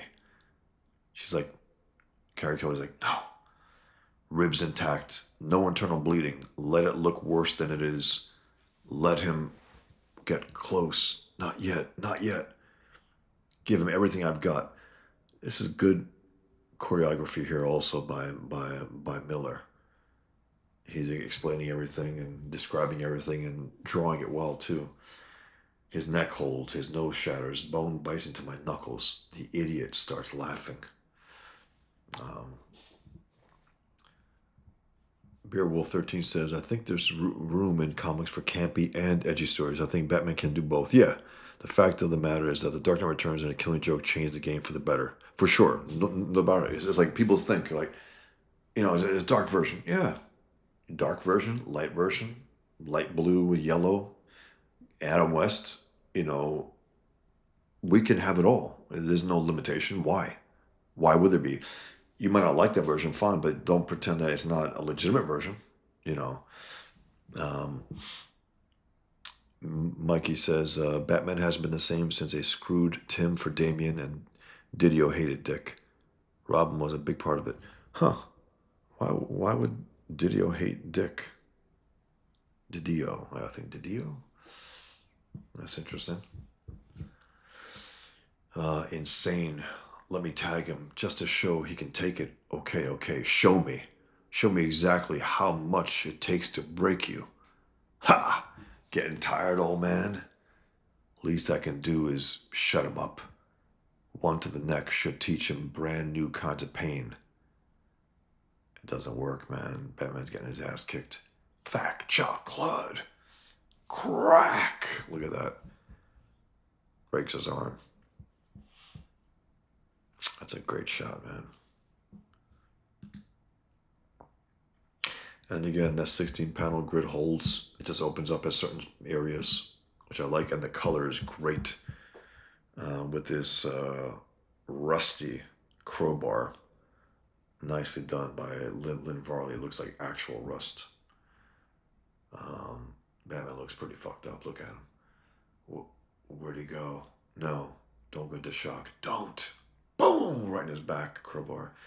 Cold, getting cold, cold, old, cold. No, no, don't go into shock, Dick. Where are you, Dick? You are always my little monkey wrench. And here it comes, Dick. She jumps on the Savage's back. Got yourself in deep again, Dick. He's so out of it, he can't even distinguish between reality and what's happening. Or even his thoughts of Dick. He was always in over your head. Remember Two-Face, Dick? Robin, the boy hostage, that's what Two-Face called you. Ha, you hated that. You're lucky I'm always here to bail you out. He gets something from his utility belt, blasts, and says, Dick. He gets, boom, knocked out. She says, still alive. It's a nice shot there. A nice wide open white shot with no panel borders. I like doing that myself. It's a nice little touch. And again, these bleed throughs are also nice here. Bleeding off the page. Just makes him appear more dominant here also. And then, this also here, look at this. That panel, it's the only panel that's behind everyone there. I guess that's a dominant one. Yeah, it's interesting stuff, man. It's like a card deck almost, putting it out there. Porn star Hot Gates today signed a $12 million contract with Landmark Films to star in a screen version of Snow White. I'm doing it for the kids, says Gates. Oh my God. In other news, Galaxy Broadcasting President James Olsen assured viewers that the television, Galaxy Broadcasting President Jimmy Olsen, James Olsen assured viewers that the television writer's strike, now in its fourth year, will not affect the year's programming. The Political Performance Commission has awarded the president an unprecedented 5 credibility points for his handling of public perception during the economic crisis. This just in. Eyewitnesses report explosions ripping across the Gotham dump. A News 4 helicopter is on its way. Folks, gently now, gently, good girl. Now he starts to realize that is a girl and that's not Dick. So he's not as out of it as he was before. Now you just run along home. Now this is brilliance, genius, using iconic elements and making them blend. And it's genius. You realize who he's talking to when you see this. And you have a militarized White House here. Look at that. Son, I hope you don't mind if I get right down to brass tacks. Not at all, Mr. President. Your time is precious. Guess it is at that. Well, son, you know I like to keep you out of domestic affairs, what with all the ruckus you kick up. Yes, sir. Well, it's a ruckus I'd like you to straighten out for me, in Gotham City. Just between you and me and the fence post. I'm worried about a friend of yours. Here, have a mint. Thank you, sir, but I'm not hungry. I love mints. Son, I like to think I learned everything I know about running this country on my ranch. I know it's corny, but I like to think it. And well, it's all well and good on a ranch, I mean. for the horses to be all different colors and sizes, as long as they stay inside the fence. It's even okay to have a crazy bronco now and then. Does the hands good to break him in. But if that bronco up and kicks the fence out and gets the other horses crazy, well, it's bad for business. World's changed, son. It's not like the old days. I wish it were. I'd give him a medal. You want a medal, son? No, thank you, sir. I love medals. Now, son, I'm not asking you to drag him kicking and screaming into the stable. Just settle him down. Ride him around the yard a few times if you have to. Sir, I can talk to him, but, well, I'd sure appreciate it. I just hate to see things get out of hand. Well, I just hate that. Give it a shot, son. Your country's counting on you. Yes, sir. Good boy. You get to see who he's talking to, the president, and then you get to see the way he's being talked to, the way Superman's being talked to like a dog. And you realize in the follow up why. Interesting. I assume this would be bright blue at this point, but it's not. The suit, it's still, even in the bright light, it's still gray. Interesting. On the cover, it's bright blue. Last issue is bright blue. Here, it's all gray. Interesting. Oh dear, he's not doing well at all. Please, dear, stay out of the way of the censor. What are you doing with his arm, young lady? A scene of total warfare. 83 members of the mutant gangs have been found suffering from bullet and shrapnel wounds. Among those captured by police is a mutant leader who claims the Batman used military weapons in the attack and also claims to have defeated the Batman in personal combat. Batman is a coward. I broke his bones. I conquered the fool.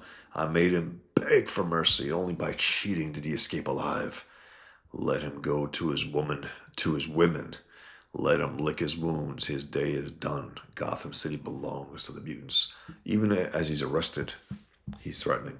You got this massive silhouette of the Batmobile going on the road. And again, it's not a great drawing. Look at that car. Look at this even. The lights are all wobbly, but it becomes a caricature at a certain point, which it's becoming now, more so as the story goes again. But still, the story is so damn good. It's like, okay, because you got things like this. You have the American flag flowing, and as you're discussing it, it blends into the Superman. And again, you cannot, unless you have an eagle eye, you really wouldn't be able to appreciate that without the color. The color is what gives it the oomph, That's where color comes in handy in comics. Batman says stretchers on a gyroscope, stays level no matter what. That's keen. Careful, man. You're bouncing around too. No, not bouncing me. Don't worry. And then he tells her, that's keen.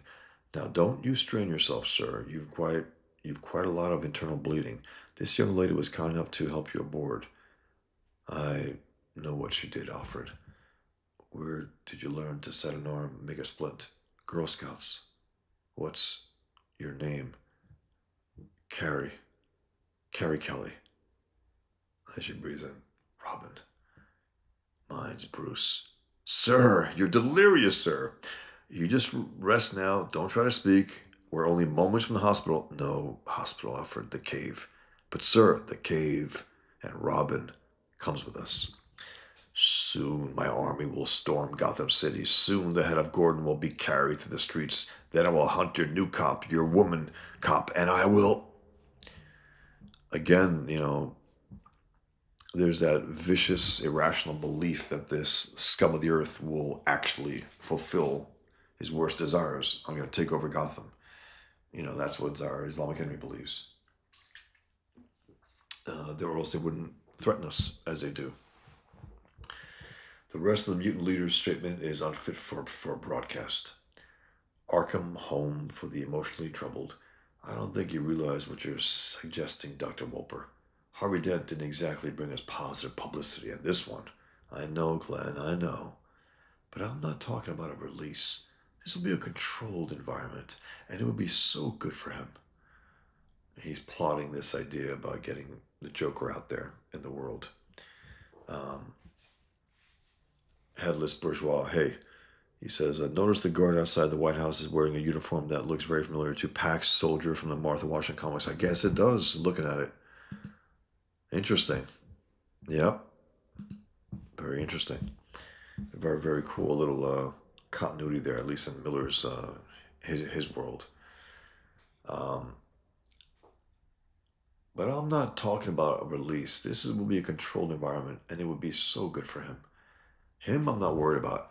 Come on, Glenn. He's been nearly comatose for more than a decade. If you just talk with him for 5 minutes, Glenn. I don't know.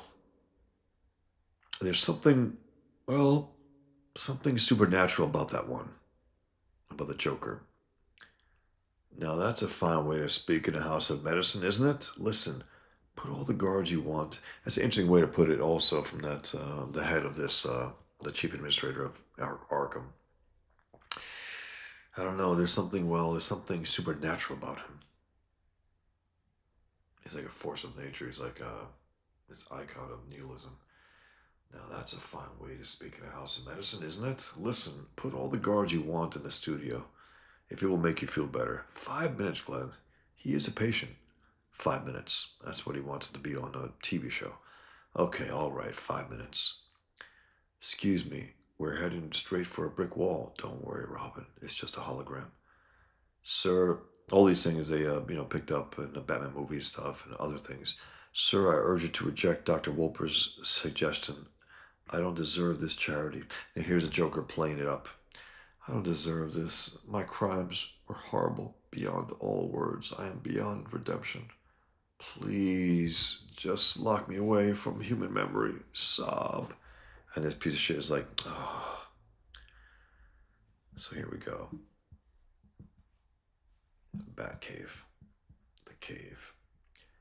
And now it's bright blue. Here was a gray throughout the entire battle. Here it is gray with the bright lights on it, and then some reason it's blue again. I leave them behind me. I leave it all behind me. I go to the dark place where I first met you, before my parents died, before I learned what I am. That big bat, even though we never see them side to side, we don't know if it's an actual big bat. It's left to make it appear that way. I'm dying, but I can't die. I'm not finished yet, and you're not finished with me. Then something shuffles out of sight. Something sucks the still air and hisses. Gliding with ancient grace, eyes gleaming untouched by love or joy or sorrow, breath hot with the taste of fallen foes, the stench of dead things, damned things. Surely the fiercest survivor, the purest warrior, glaring, hating, claiming me as your own. And if you notice this also, that's a lot. Lynn Varley did a lot there in that drawing. If you notice this, the eyes a little bloodshot, the skin that's tight around here, around the nose, the fire in there. You didn't get that from mainstream comics. It was just one note, two note, a few colors maybe. But here you have a whole canvas of different colors, of rich colors. Even that's a few colors in one. That's not just a flat orange. A little tint of yellow and white and red and orange. Her face there, if you see it. She changed the game, After this, I think most of the mainstream had to step up. Like it or not, ready or not, they had to step up. And they did. And they got a little messy there for a while, if you remember, guys. They had computer colors, and it looked almost fluorescent at times. I remember at least one or two of the John Byrne Hulk issues, 86, around this year. And they were trying that color, and it was almost fluorescent. It looked nasty, really bad.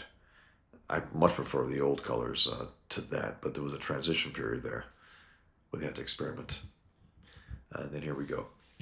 We will come for our leader. We will raise Gotham. We will wreck Gotham. We will taste Gotham's blood. And even the newscasters are afraid. On hearing this message from the mutants, Commissioner Gordon put himself and his men on 24-hour alert, while the mayor was quick to speak out. This whole situation is a result of Gordon's incompetence. Oh, God. And the terrorist actions of Batman. Again, this is where we are. That's why I often repost and over and over again that the anti-war whores on X, they're not anti-war. They're anti-counter-war. They're anti-counter-terrorism. These scumbags are anti-counter-crime, anti-vigilante, anti-doing what it takes to stop these scumbags. That's what they're anti. This whole situation is a result of of Gordon's incompetence and of the terrorist actions of the Batman, not the mutant terrorist group. Batman, the terrorist. I wish to sit down with a mutant leader to negotiate a settlement. What? A settlement with a savage who wants to rape your women, eat brains. What do you think, Trish? His honor gone nuts? Not at all. Bill, frankly, I expect the mayor's credibility rating to go through the roof, especially if he's successful in the negotiations. This is funny that someone says, has he gone nuts? Because that is his, at least a rational voice there. Yep. All right, the mayor wants to negotiate with terrorists, break in Rule 1, absolutely. And he wants to negotiate with terrorists while calling Batman a terrorist. That's also the thing, right? It's like he doesn't want to even call the terrorists, but he calls Batman terrorists, like the savages who were dealing with Israel dealing with Hamas. Israel is being called terrorists. Hamas is being called what? They don't even call them terrorists. It's like sickening stuff, man. This, combined with his strong stand on Batman and making a woman the next police commissioner, well, I think we've got a whole new mayor on our hands, public perception-wise, that is. So here's Robin looking up at Jason Todd's Robin uniform. She's looking around the Batcave.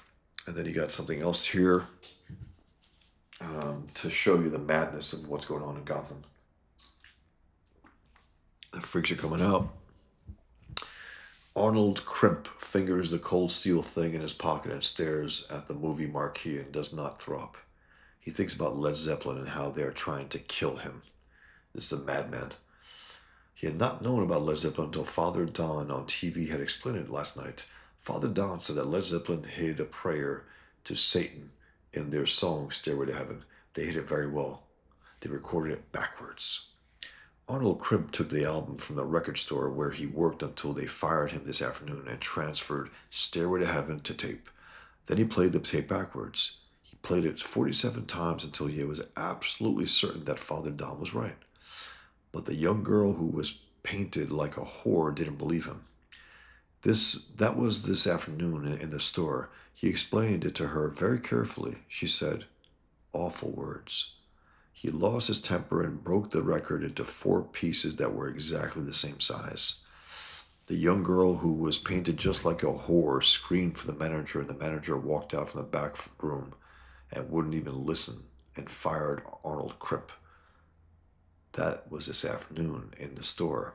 Look at the way Miller draws this guy. He gets progressively weirder and sicker and less human. Early morning and evening until tonight, of course, he had walked 6 blocks out of his way to avoid this neighborhood. It's worse than he imagined. Look at this.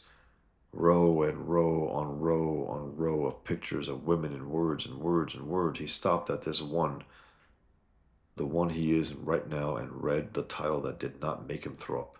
The title is My Sweet Satan, which is what Arnold Crimp is absolutely certain he heard when he played Stairway to Heaven backwards. On the screen, a nun. A nun is doing something, and she's painted exactly like a whore. 3 slain in Batman-inspired porn theater shootouts. Details follow. Again, the scum media. Batman-inspired. Batman-inspired. Condemning the one who's fighting the scum, not the scum. And again, that is going on today. And again, it has to do with evil people, their inability to condemn evil because they're evil. And also, anyone who's doing good is a reproach to them. It reveals them as a scum that they are, in their own mind at least. If not in their own words, but in their own mind. They can't imagine doing good. They can't imagine fighting evil. That's impossible to them. And therefore, those who do fight evil are a threat to their own self-idea of who they are, to their self-reputation. Iron Man Vasquez can't taste his Snickers bar. He knows he should be out of here, out and home, waiting for Biggers to send the $60, 30 for each leg. He thinks, feeling nothing and not tasting his Snickers bar.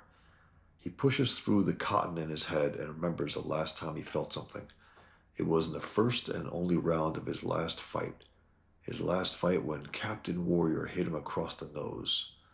Broken Nose Vasquez, I guess he's a former wrestler. Broken Nose Vasquez, Biggers had called him. Just laughed when Iron Man cried like a baby and begged for another fight. Then Biggers put his fat arm around Iron Man's shoulder and told him the only way he could make money now. Suddenly, his eyes sting and Iron Man hurts all over and realizes he's reading about a man who dresses up like a monster and makes things right. Time Magazine, the Batman controversy. So look at this. The next time Iron Man Vasquez feels something, he's standing in a restaurant with something on his face and a gun in his hand. He hears a truck backfire. Boom! A crazed would-be killer dresses as Batman after this. A devout Catholic, Pepe Spandic, can't say he approves of this Batman.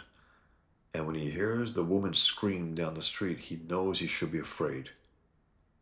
Instead, he's looking at the alarm system that cost him 2 months' profits and the iron bars over his windows that make his beautiful shop look like a prison. He can feel his pulse. Just below his ears, he knows he's gone crazy, but the mugger is running afraid of Pepe. Nobody is hurt badly enough for this to make the news. And again, he was inspired by Batman, even though he doesn't approve necessarily, but he's like, you know what? I'm seeing an example here of a guy, some kind of civilian. He's not an official, a cop or anything, coming out of, I guess, retirement and kicking bad guys' ass, and he's gonna be inspired by that. And that's a good thing that Miller did, because again, we can just see all the negative stuff that happens, but he's inspiring people. An update: the mayor is this minute in consultation with the mutant leader, who has agreed to meet him alone. Meanwhile, the mayor's leadership quotient has soared. Excuse me. I'd expected them to be screaming and fighting, but they stand like a captive army. I'd like to think they're crazy, but here I am, walking the mayor to meet their leader. Sorry, that's Gordon. With all the ceremony of a military conference. And he notices that the mutants are just reserved there. The cell door opens. The air goes thick. I feel the mayor shudder, in time with me. I ask him one more time if he is sure he wants to go it alone. He gurgles and nods. I don't know if I'd call it courage. And here's the mutant leader, cackling, and before the doors close, Mayor Lowe looks back. He lights up. Gordon. I hear a nervous giggle and an animal growl. I hear handcuff links snap. I see something I'll take to my grave. Some idiot stops me from doing the obvious thing. It's a great shot. Great drawing.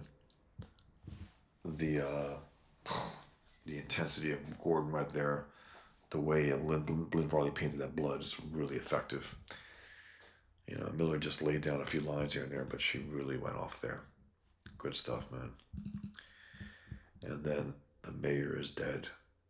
The mutant leader ripped the mayor's throat out with his teeth. The mutant has been returned to his cell. More on this as we get it. And then Robin was looking around the Batcave, and she gets his big hand on her shoulder. And then you see Bruce. I guess he's naked. I would like to have seen maybe some underwear on there. It's a little. I don't think it's the greatest thing, but whatever. It would be nice if you at least drew the line right there to show that he's at least wearing some underwear. It looked like he is stripped down. No, Art, no. He went into a room with a monster and thinking he could negotiate. He would never go into a room with Batman, right? Oh no, Batman, no. With a mutant leader, yeah, I can work with him. He condemns Batman, doesn't condemn the mutant leader, and the mutant leader eats him. Sick. So here we go. That's right. We've got police videotape of the mayor's. Oh God, that's right. We've got police videotape of the mayor's murder. Only on Channel 2. Not for the squeamish. Stay tuned. Phew. Making everything available. These horrific things, these obscene things to view. Soviet destroyers have been sighted in the waters of Corto Maltese and in Gotham City. It also looks like impending war. So now we get the first inklings that there's a war going on, a potential war that's about to break out with Russia. And in Gotham City, it also looks like impending war as the city girds itself for the mutant attack. Check what's coming, man. Some peace. Tasty. Hey, is that who I think it is? Hey, sweet peace, we got plans for you. F you. Nice plans. Frigid bitch. We cure her. A frightened silence has fallen over Gotham. Silence broken only by the urgent words of Deputy Mayor. Excuse me, Mayor Stevenson, another pussy in charge. If there are any members of the mutant organization listening, please, please, we are still open to negotiation. Again. This is a comic book, but this is reality. This is where we are. We don't get any condemnation of the jihadists of Hamas. We get condemnation of those fighting them, Israel, and anyone else, any counterterrorism. Jack Bauer, for years, if you remember, guys, was condemned by certain media outlets and certain fans of TV, whatever, for torturing. And yeah, he stopped terrorists from mass murdering people. He was a hero, but they were vilifying him, vilifying Dirty Harry. When all these policies, and again, as I said yesterday, as I will continue to say, we can survive a lot, this country. We can't survive communist leaders in perpetuity. We can't do that. But all things considered, think about what we've gone through, the quote unquote leadership we had, the fucking commies in charge, the Islam loving commies. And still we're standing, we're less than we were, yes, but we need to cleanse this shit every so often. And that's what's happening right now. It's a reaction to this evil. And some people think woke is dead and all that. No, wokeism is leftism. Enough of this bullshit. We got to get over that. We got to appreciate the fact that we have an enemy within, in power, still in this country, not currently in the main power in Washington, Trump and all that, but there are still communist enemy. I mean, they're opposing everything that Trump's doing for the good of the country, opposing it. Yes, it is headless bourgeois. Miller's disdain for politicians is glorious. It absolutely is. And again, this is 40 years ago. And,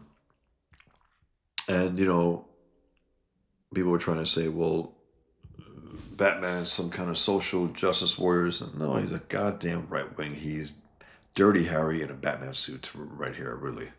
And he has killed in this. It's already there. And they're going to pretend that he didn't, right?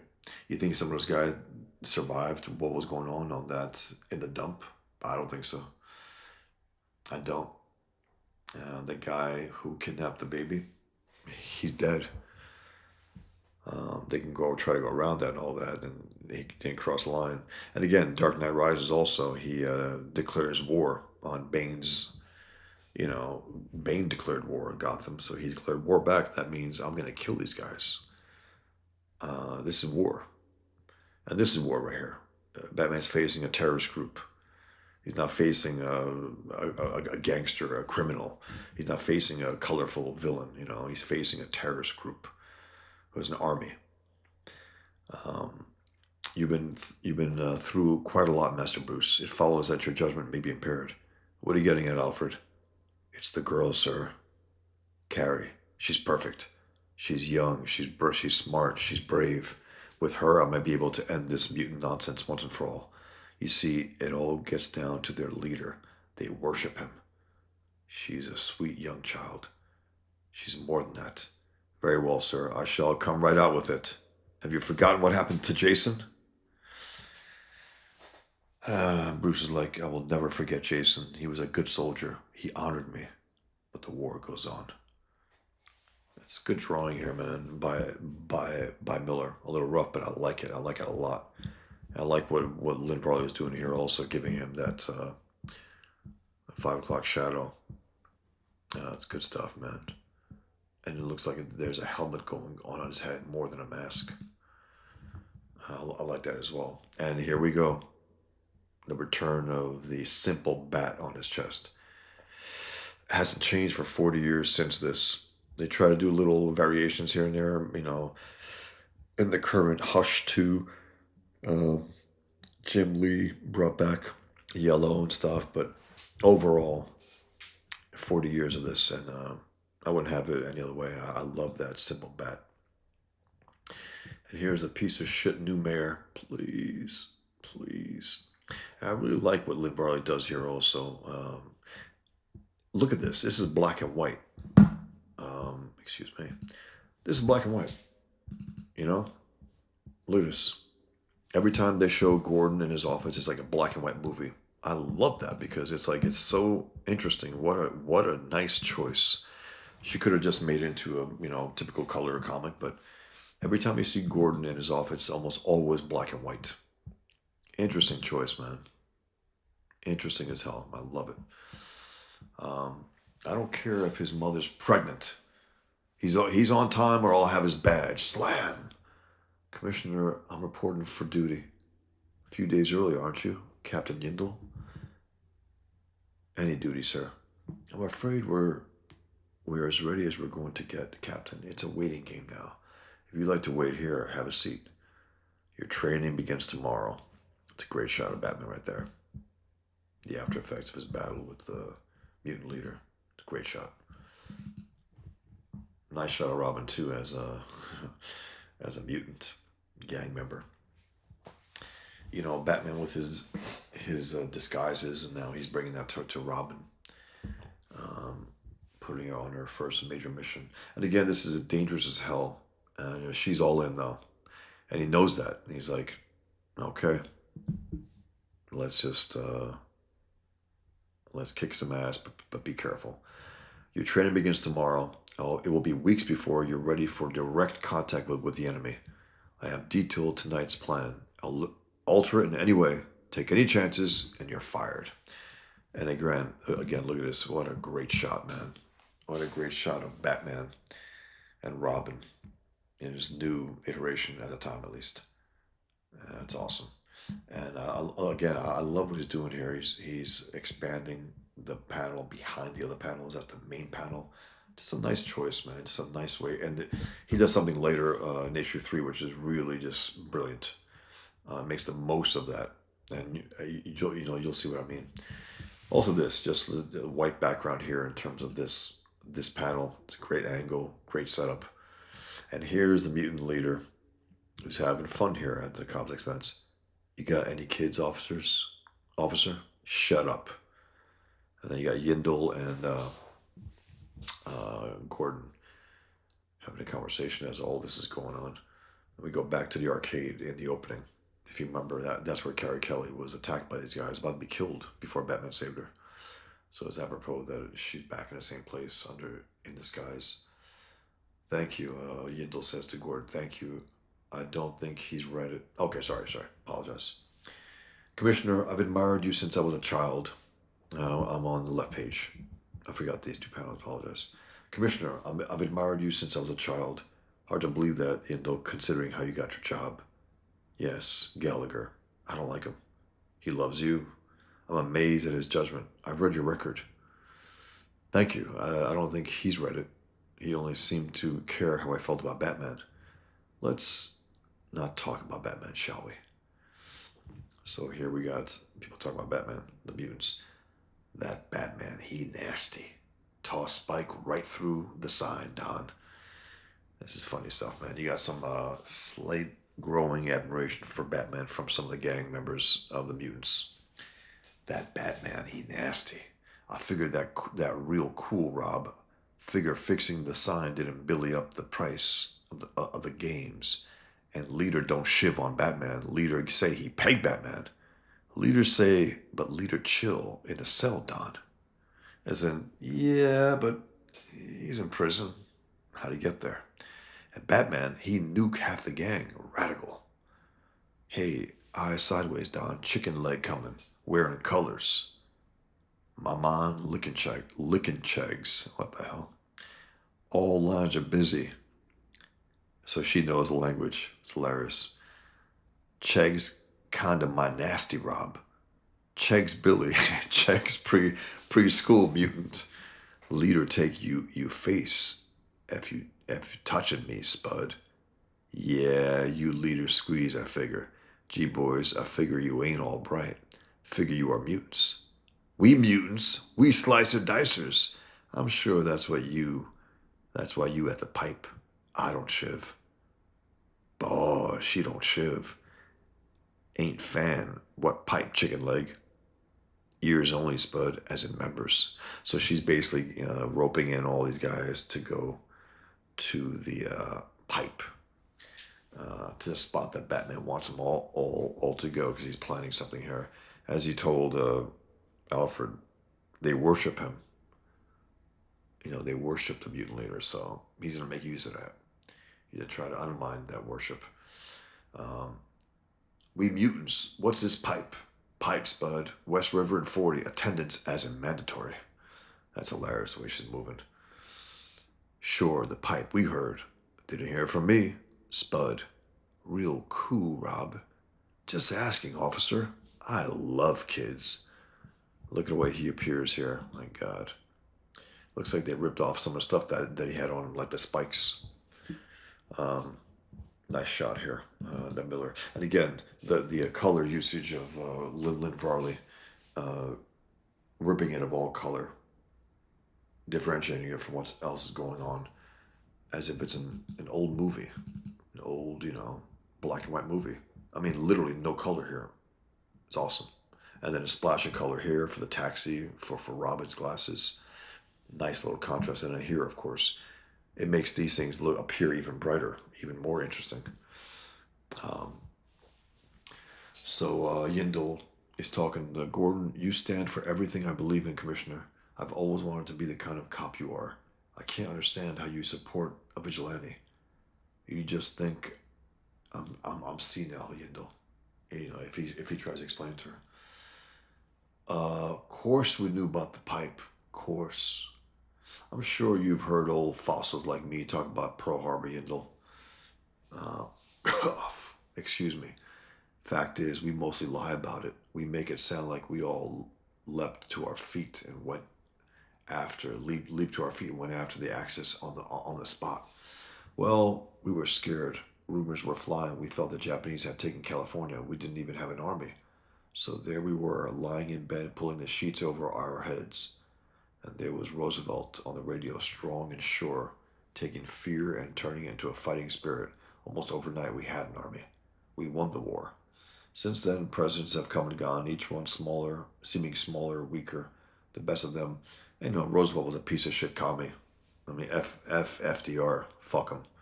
He was a power monger. He changed the dynamic of this country, the nature of this country in a lot of ways. Tried to, pack the Supreme Court to him. He was a bad guy. This is Miller playing at both sides. He's always done that, and he always will. He can never stand. He went after the leftists on Occupy Wall Street. He went after the jihadists, and then goes back. Yeah, I wasn't in my right mind then. Fuck you, man. I can't stand that shit. It just weakens him and his work, and my admiration for it. Even though, again, I love this. This basically led me to become a full cartoonist, writing and drawing, and bringing ideas and philosophy into my art. And I love, dialogue. This is packed with dialogue, and I love it. I don't get bored by it. Some of you might. Hey, that's your thing. He goes, since then, presidents have come and gone, each one seeming smaller, weaker, the best of them like faint echoes of Roosevelt. Ugh. Even Steve Bannon, that piece of shit, Roosevelt is his favorite president. It's like, what the fuck are you talking about? He's a goddamn commie. Jesus, I'm talking too much. Go on. You ain't heard, man? The pipe. I heard, man. I heard. So she got them all roped in. They're all going to go to the pipe. There's a reason why. And again, I'm just impressed by the black and white, not a tinge of color on these pages, but there's a lot of texture. If you notice, a lot of grays, gradations, different. Very, very cool.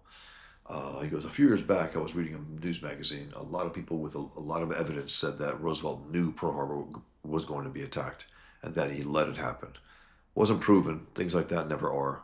I couldn't stop thinking how horrible that would be and how Pearl was what got us off our duffs in time to stop the Axis. But a lot of innocent men died. But we won the war. Now, this is, I think Miller going into conspiracy here, but he's trying to make a point here at least.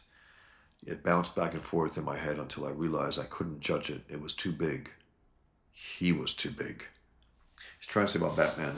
It's an interesting little thing here where even if you are opposed to vigilantism, right? Even if all this, um, yeah, Mikey. Yeah, he did. And again, there was a mandate, I think, by Warner Brothers that said, get this out there. Come on, we got to ride this wave. We got to ride this wave. Batman's really popular right now. Batman Year One, Dark Knight Returns, go, go, go. And there are elements there, and even the look, you know, Adam West was a far cry. You had this helmet that made Keaton's neck look really, wide. But when you saw him from afar, it looked weird because his shoulders were not as broad as they could be or should be. He was 5'10". He wasn't made of heroic stuff, but pulled it off in a lot of ways, which is surprising. And he is a good actor. But I like this idea here where Gordon is like, okay, you don't like vigilantism. You're a true blue cop. You know the laws and everything. You don't want people to operate out. We're not dealing with that here. We're dealing with the hellhole that is Gotham. It happens to be that this guy can fight crime better than we can, especially when it comes to these super threats, these super villains. That's beyond our training. He understands them on a psychological level. He is a little off himself. He dresses like a bat. And the idea is that I'm not sure if you could judge him on normal standards, legal standards. He's he's a legend at this point, Batman. And without him, we saw how Gotham was. And now we're starting to see a little more law and order. 80 something of the terrorist gang of the mutants are in prison because of him. He put them there. That's a big difference. The cops didn't do that. Batman did. The vigilante did. The quote unquote terrorist criminal did. So I like that idea where he's saying he has stopped trying to even, because he was at first, he saw Batman the same way. It was a tough time, at least in Batman Year Begins and in the comics maybe. I don't know how much they did that on a psychological level, but Batman Year One, let's say, he keeps telling himself he's a criminal, but he saved that cat. He saved that old lady. He's like, fuck. What are we dealing with here, He's like, and then ultimately he saves Gordon's baby. And whatever doubts he had at that point, he's like, it's not just a personal thing though. But he's like, okay, this is a good man doing good stuff. And I think we need him. So he brings up a whole new depth, to the character. And also, Yindel can't quite, get there. He's like, he was too big. She goes, I don't see what this has to do with the vigilante. He goes, maybe you will. Maybe you will. Commissioner, you better see this. It's the mutants. So there's the bat signal. There's thousands of them, Batman. Why? Why there? Because I want them there, Jim. We can move in with helicopters and all the men we have. Maybe National Guard. No, Jim. They can't be arrested. You could never hold them all. They have to be defeated, humiliated. It's the only way, Jim. I'm counting on your help. One last time, old friend. Good stuff here, man. Good stuff here by Miller. And again, this is just rock solid drawing. It's a lot of it's silhouette, sure, but it's just really good. I mean, that looks alive right there. Even a silhouette of Gordon, you know that he's looking at Batman. Well done. And then you see all these little details here also, right? the unfinished inking and stuff, and the paper the way it is. I love it. I love the way it looks. Here's the Mutant King. He's fucking with that cop still. How about a wife? Got a sweet little wife? Shut up. Thompson, you're relieved. So Gordon walks up to the mutant leader, and having spoken to Batman, knowing Batman's plan, adds his own little part in there by saying, "You come to say hello, old man? No. I came to say goodbye." Great line, great drawing there. Underlighting. You so dead, old man. That is awesome. It's great stuff. Great moment for Gordon here. And again, he's setting him up. He's pissing him off, and he wants him pissed. He wants him angry when this happens. All of a sudden, his cage unlocks. Good boy. Batman talking. You know what to do with an open door. Now let's try a vent. Get your way out. Ugh, good boy. Oof. Whoa.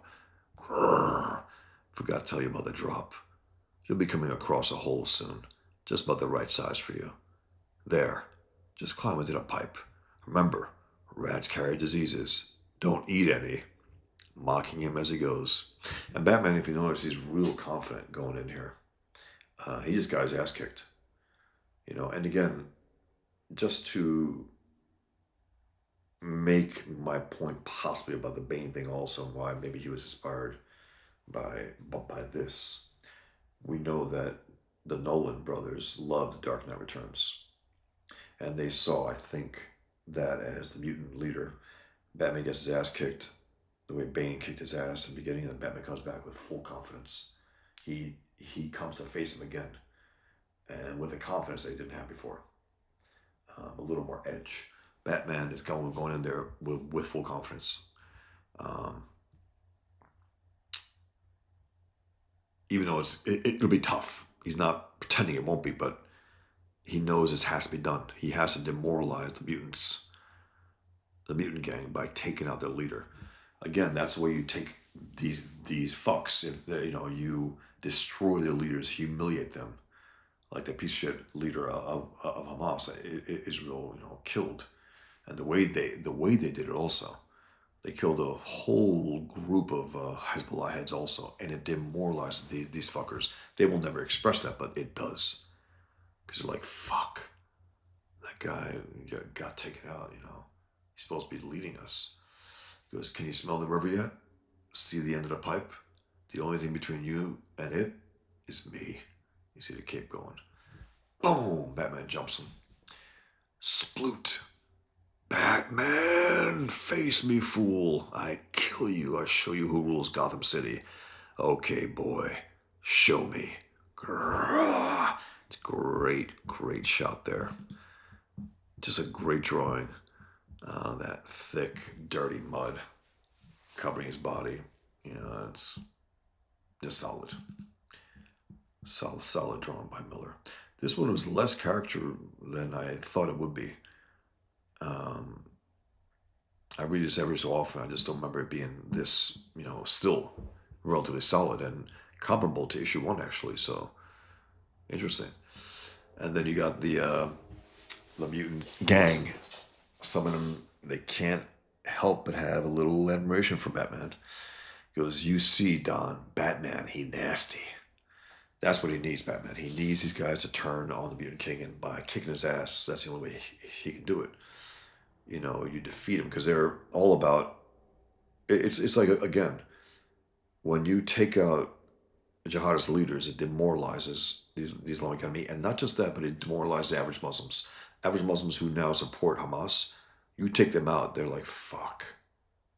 Maybe we're not. Maybe Allah lied. Maybe Muhammad lied to us, because we're supposed to be the winners in this whole thing, right?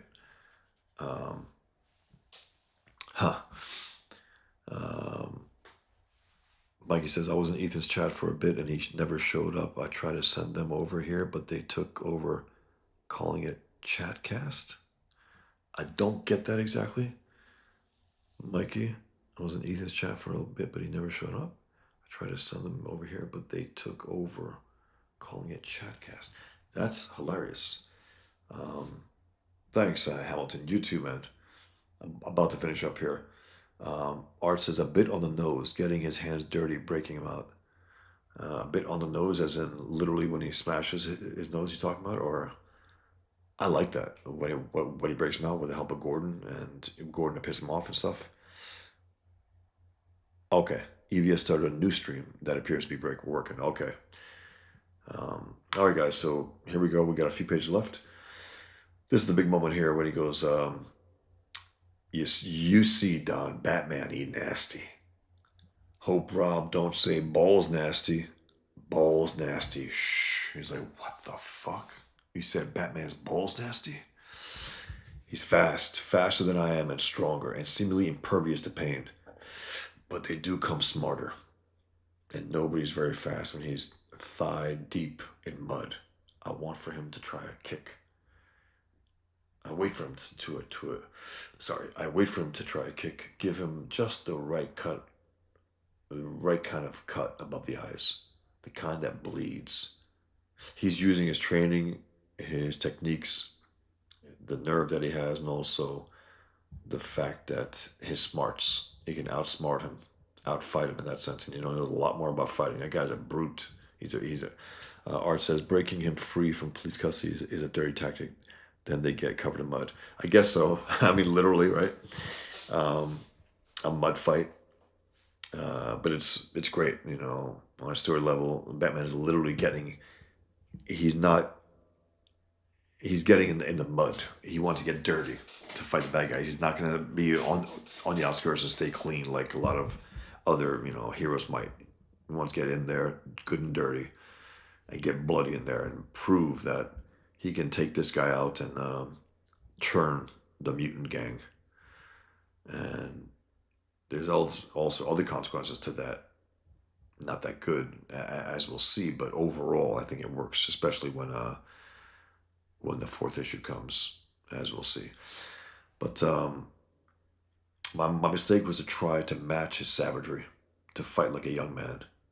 There's something about this shot here I always liked also. That right there. He's smiling. He looks rock solid too. And that guy's not having a good time. And Batman is. Again, he brought a kind of confidence that he didn't have before. And he's like, no matter what, guys, we know what we know. We learn all these things. But still, Batman is smart enough to say, my mistake was to try to match his savagery. And he didn't go in there with a tactical, attempt. He just he's like, I'm not sure if I can beat him. And that's why he had to go. He had to test himself out. That's what a young man would do, And as he says, I feel like a young man again. It's like, you're not, bro. You're not. Right on schedule, the blood hits his eyes. I grab a clump of mud. Sploot. Leader's boggin. Leader Billy Berserk. Spud. Leader Peg Batman. You see. Shh. The guys are watching. He charges blind. A quick one. This is nice also. It's good stuff here. Good drawing. Boom. Hitting a nerve. A quick one to the nerve cluster in his deltoid. It doesn't hurt him. But no force on earth could help him move his left arm now. His right, it's fast. Too fast. Look at that. Whomp.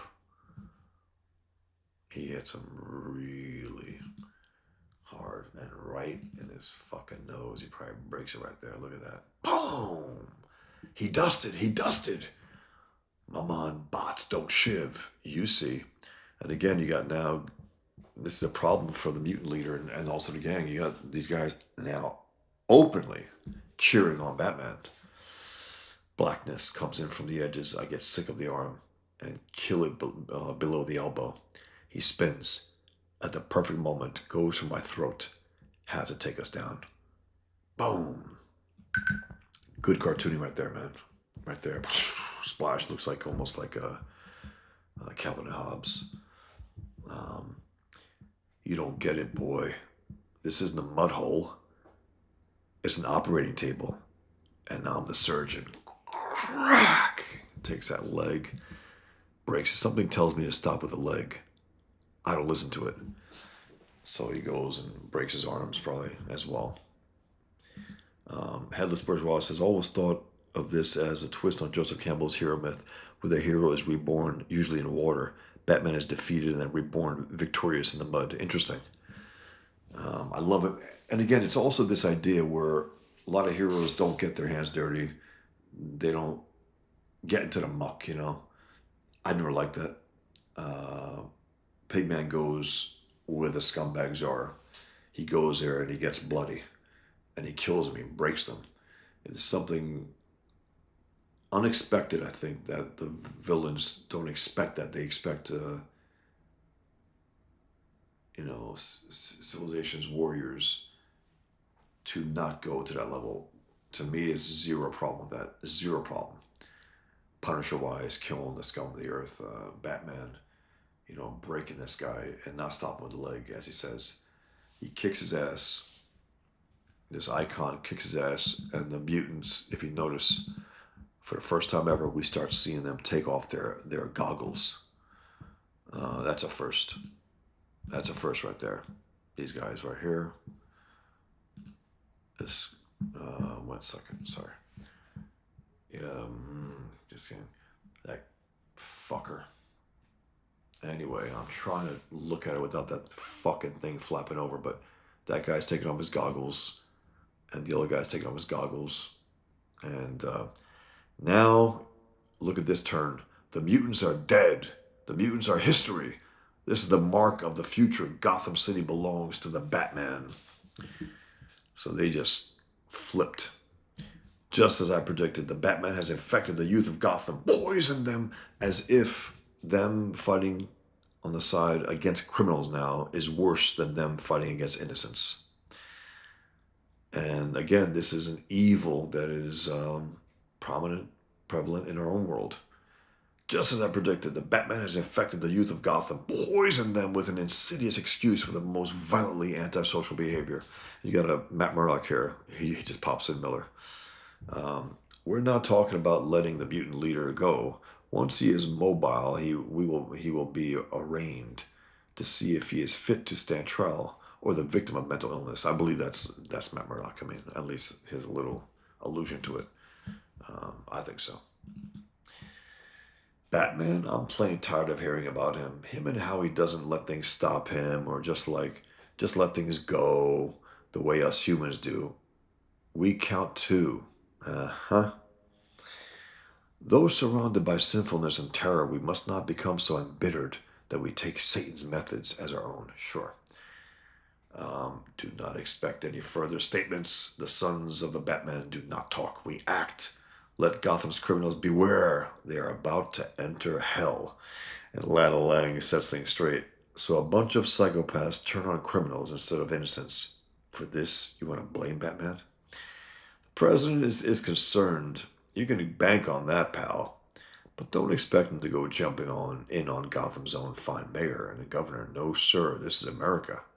I said no comment. And here it opens up with Gordon and it closes with Gordon. And again, whenever we see Gordon, it's always like an old movie. I love that, and it's smart because he's from another era, another age. Very, very smart. Let me tell you my secret. Seems everybody wants to know what it is. They tell me I'm handling it well, my retirement, that is. They smile and stare at me, a little too obvious about how curious they are. Ellen Yindel, Commissioner of Police, she's officially Commissioner now. He's out. They wonder how I can leave it behind without at least a month or two of feeling useless. 50 years of this, and they wonder. Life will be easier now. I won't feel like dad to an entire city of souls. I won't bleed with every single one of my children. When I think of Bruce and what he's in for, I don't think he can possibly know how much I bent and broke the rules for him all these years. That's the thing, it's just a nice, this is the way you do it. You have your hero face incredible odds. Batman had it pretty good with Gordon. Gordon's out. Now you have a new commissioner who is hunting him, who wants him arrested, who sees him as a criminal. And Gordon is just thinking about that now. When I think of Bruce, then he goes, when I think of Bruce, then I wish they hadn't retired me. He's finished. And there's no way to tell him that. And no point, I guess. There's no way to tell him. You can just call him. You can't do that. I won't be seeing him again. I mean, sure, I'll see him. He's that close to polite, but I'm out of the picture now, out of his picture. I was going to tell you my secret, the one I'll tell nobody at the banquet. God, what will I say at the banquet? It's a simple secret. I think of Sarah. The rest is easy. I'm assuming he's dying. He has an illness, just my assumption. The rest is easy. And then you have the moon again with the bat going through. And you have Bruce Wayne looking out the window. Different color here from there. He looks like rough looking. The winds rise, tearing dead leaves free. Frogs croak like a cartoon car alarm. Crickets pick up the chorus. A wolf howls. I know how it feels. Man, good stuff, man. Next issue, Hunt the Dark Knight. Hunt the Dark Knight. All right, guys. Art. Dumb, violent brutes follow power. 100%. Batman kicks his ass, therefore, okay. Batman's our guy now. I appreciate you guys being here. Thank you very much. I'm just remind you guys, if you haven't backed Pigman, I would really appreciate your support. If you haven't backed it, check it out, guys. 9-page preview, 6 covers. I will have a closeout cover as well next week. This coming week. I'm at 335 backers. I definitely want more backers before I close. $23,091.50. I have a 9-page preview. I don't want to go through the whole thing again, but just want to remind you guys that I'll be closing very soon. And there's no. I remember after I was on the Daily Show in 2011, Rich Johnson, that piece of shit, who fancies himself a libertarian, he's a goddamn communist. Libertarian, an English libertarian is a goddamn communist. But anyway, he wrote about the what do you call it? The Daily Show, and then he read Pigman, and he thought it would be a terrible thing, and he reluctantly liked it. He called it a quality book, and so on, right? Art. Issue 1 could have been also. Issue 1 was 5 hours. This is now going. How long have I been going here?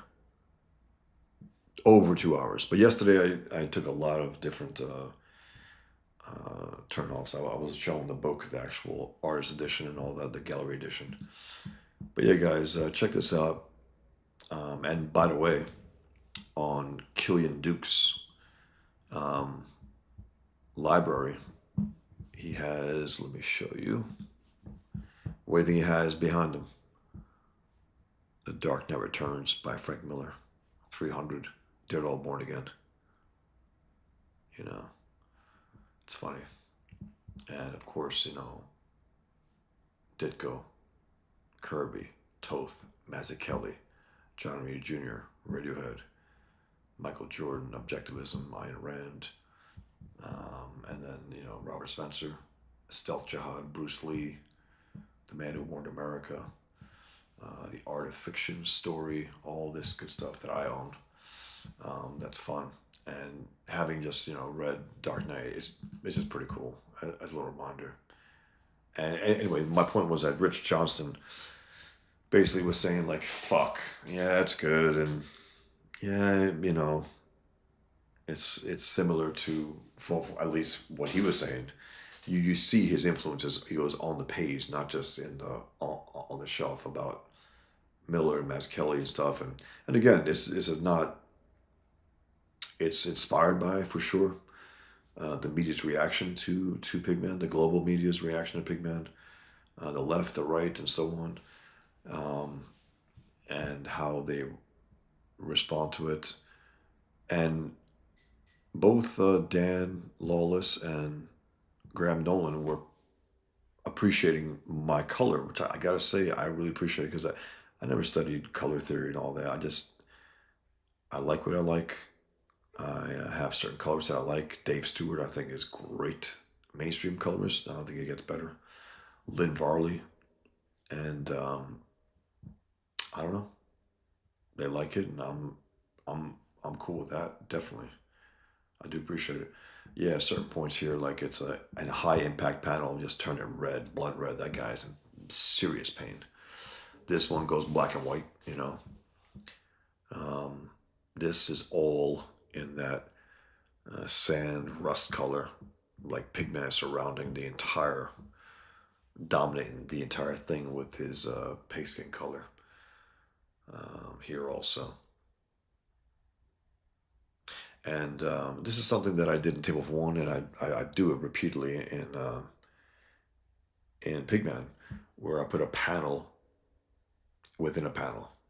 That's what's in front of Pigman that we can't see because it's back, but I open it up and show you what's happening in front of Pigman, and it's fun. And I remember this one critic was talking about the Table of One. He goes, "I don't know if I've ever seen anyone do that. I don't know if I have either. As far as I know, it's something that I just did. I just liked the way it was. It was a pretty cool way of showing two panels within one, and without having to turn to another page to condense it, economize it. That's what you want. And then this is your first real good look at Pigman in the entire comic. That's when he looks back and sees Osama bin Laden, and you see the eyes popping through also, and the letter in the font U in blood red. So yeah, guys, check it out. I would really appreciate your support. It's about to close down, and again, I would recommend getting it now before it goes into secondary market. If you had any interest, it's best to do it now. I would appreciate your support now. And again, I want to go strong to issue 2. So thanks for being here, everyone. I really appreciate your support. Consider backing it. And and again, if you look at him, it's not outright Miller's Batman, but there is something there. I'm assuming you can see it as well. There's something about the way he looks, which owes to that. Um, Different colors and all that, but he's a big force of nature, fighting nihilists, fighting terrorists. Um, no cape, as for sure. But he's just a big, brutal guy taking out evil ruthlessly. All right, guys. You guys take care. You be well, and I will see you next time. I can't say exactly when I'll do the third part, but I will make note of it. I will let you guys know. So thanks again, guys. Take care. Be well, and until next time. Thank you.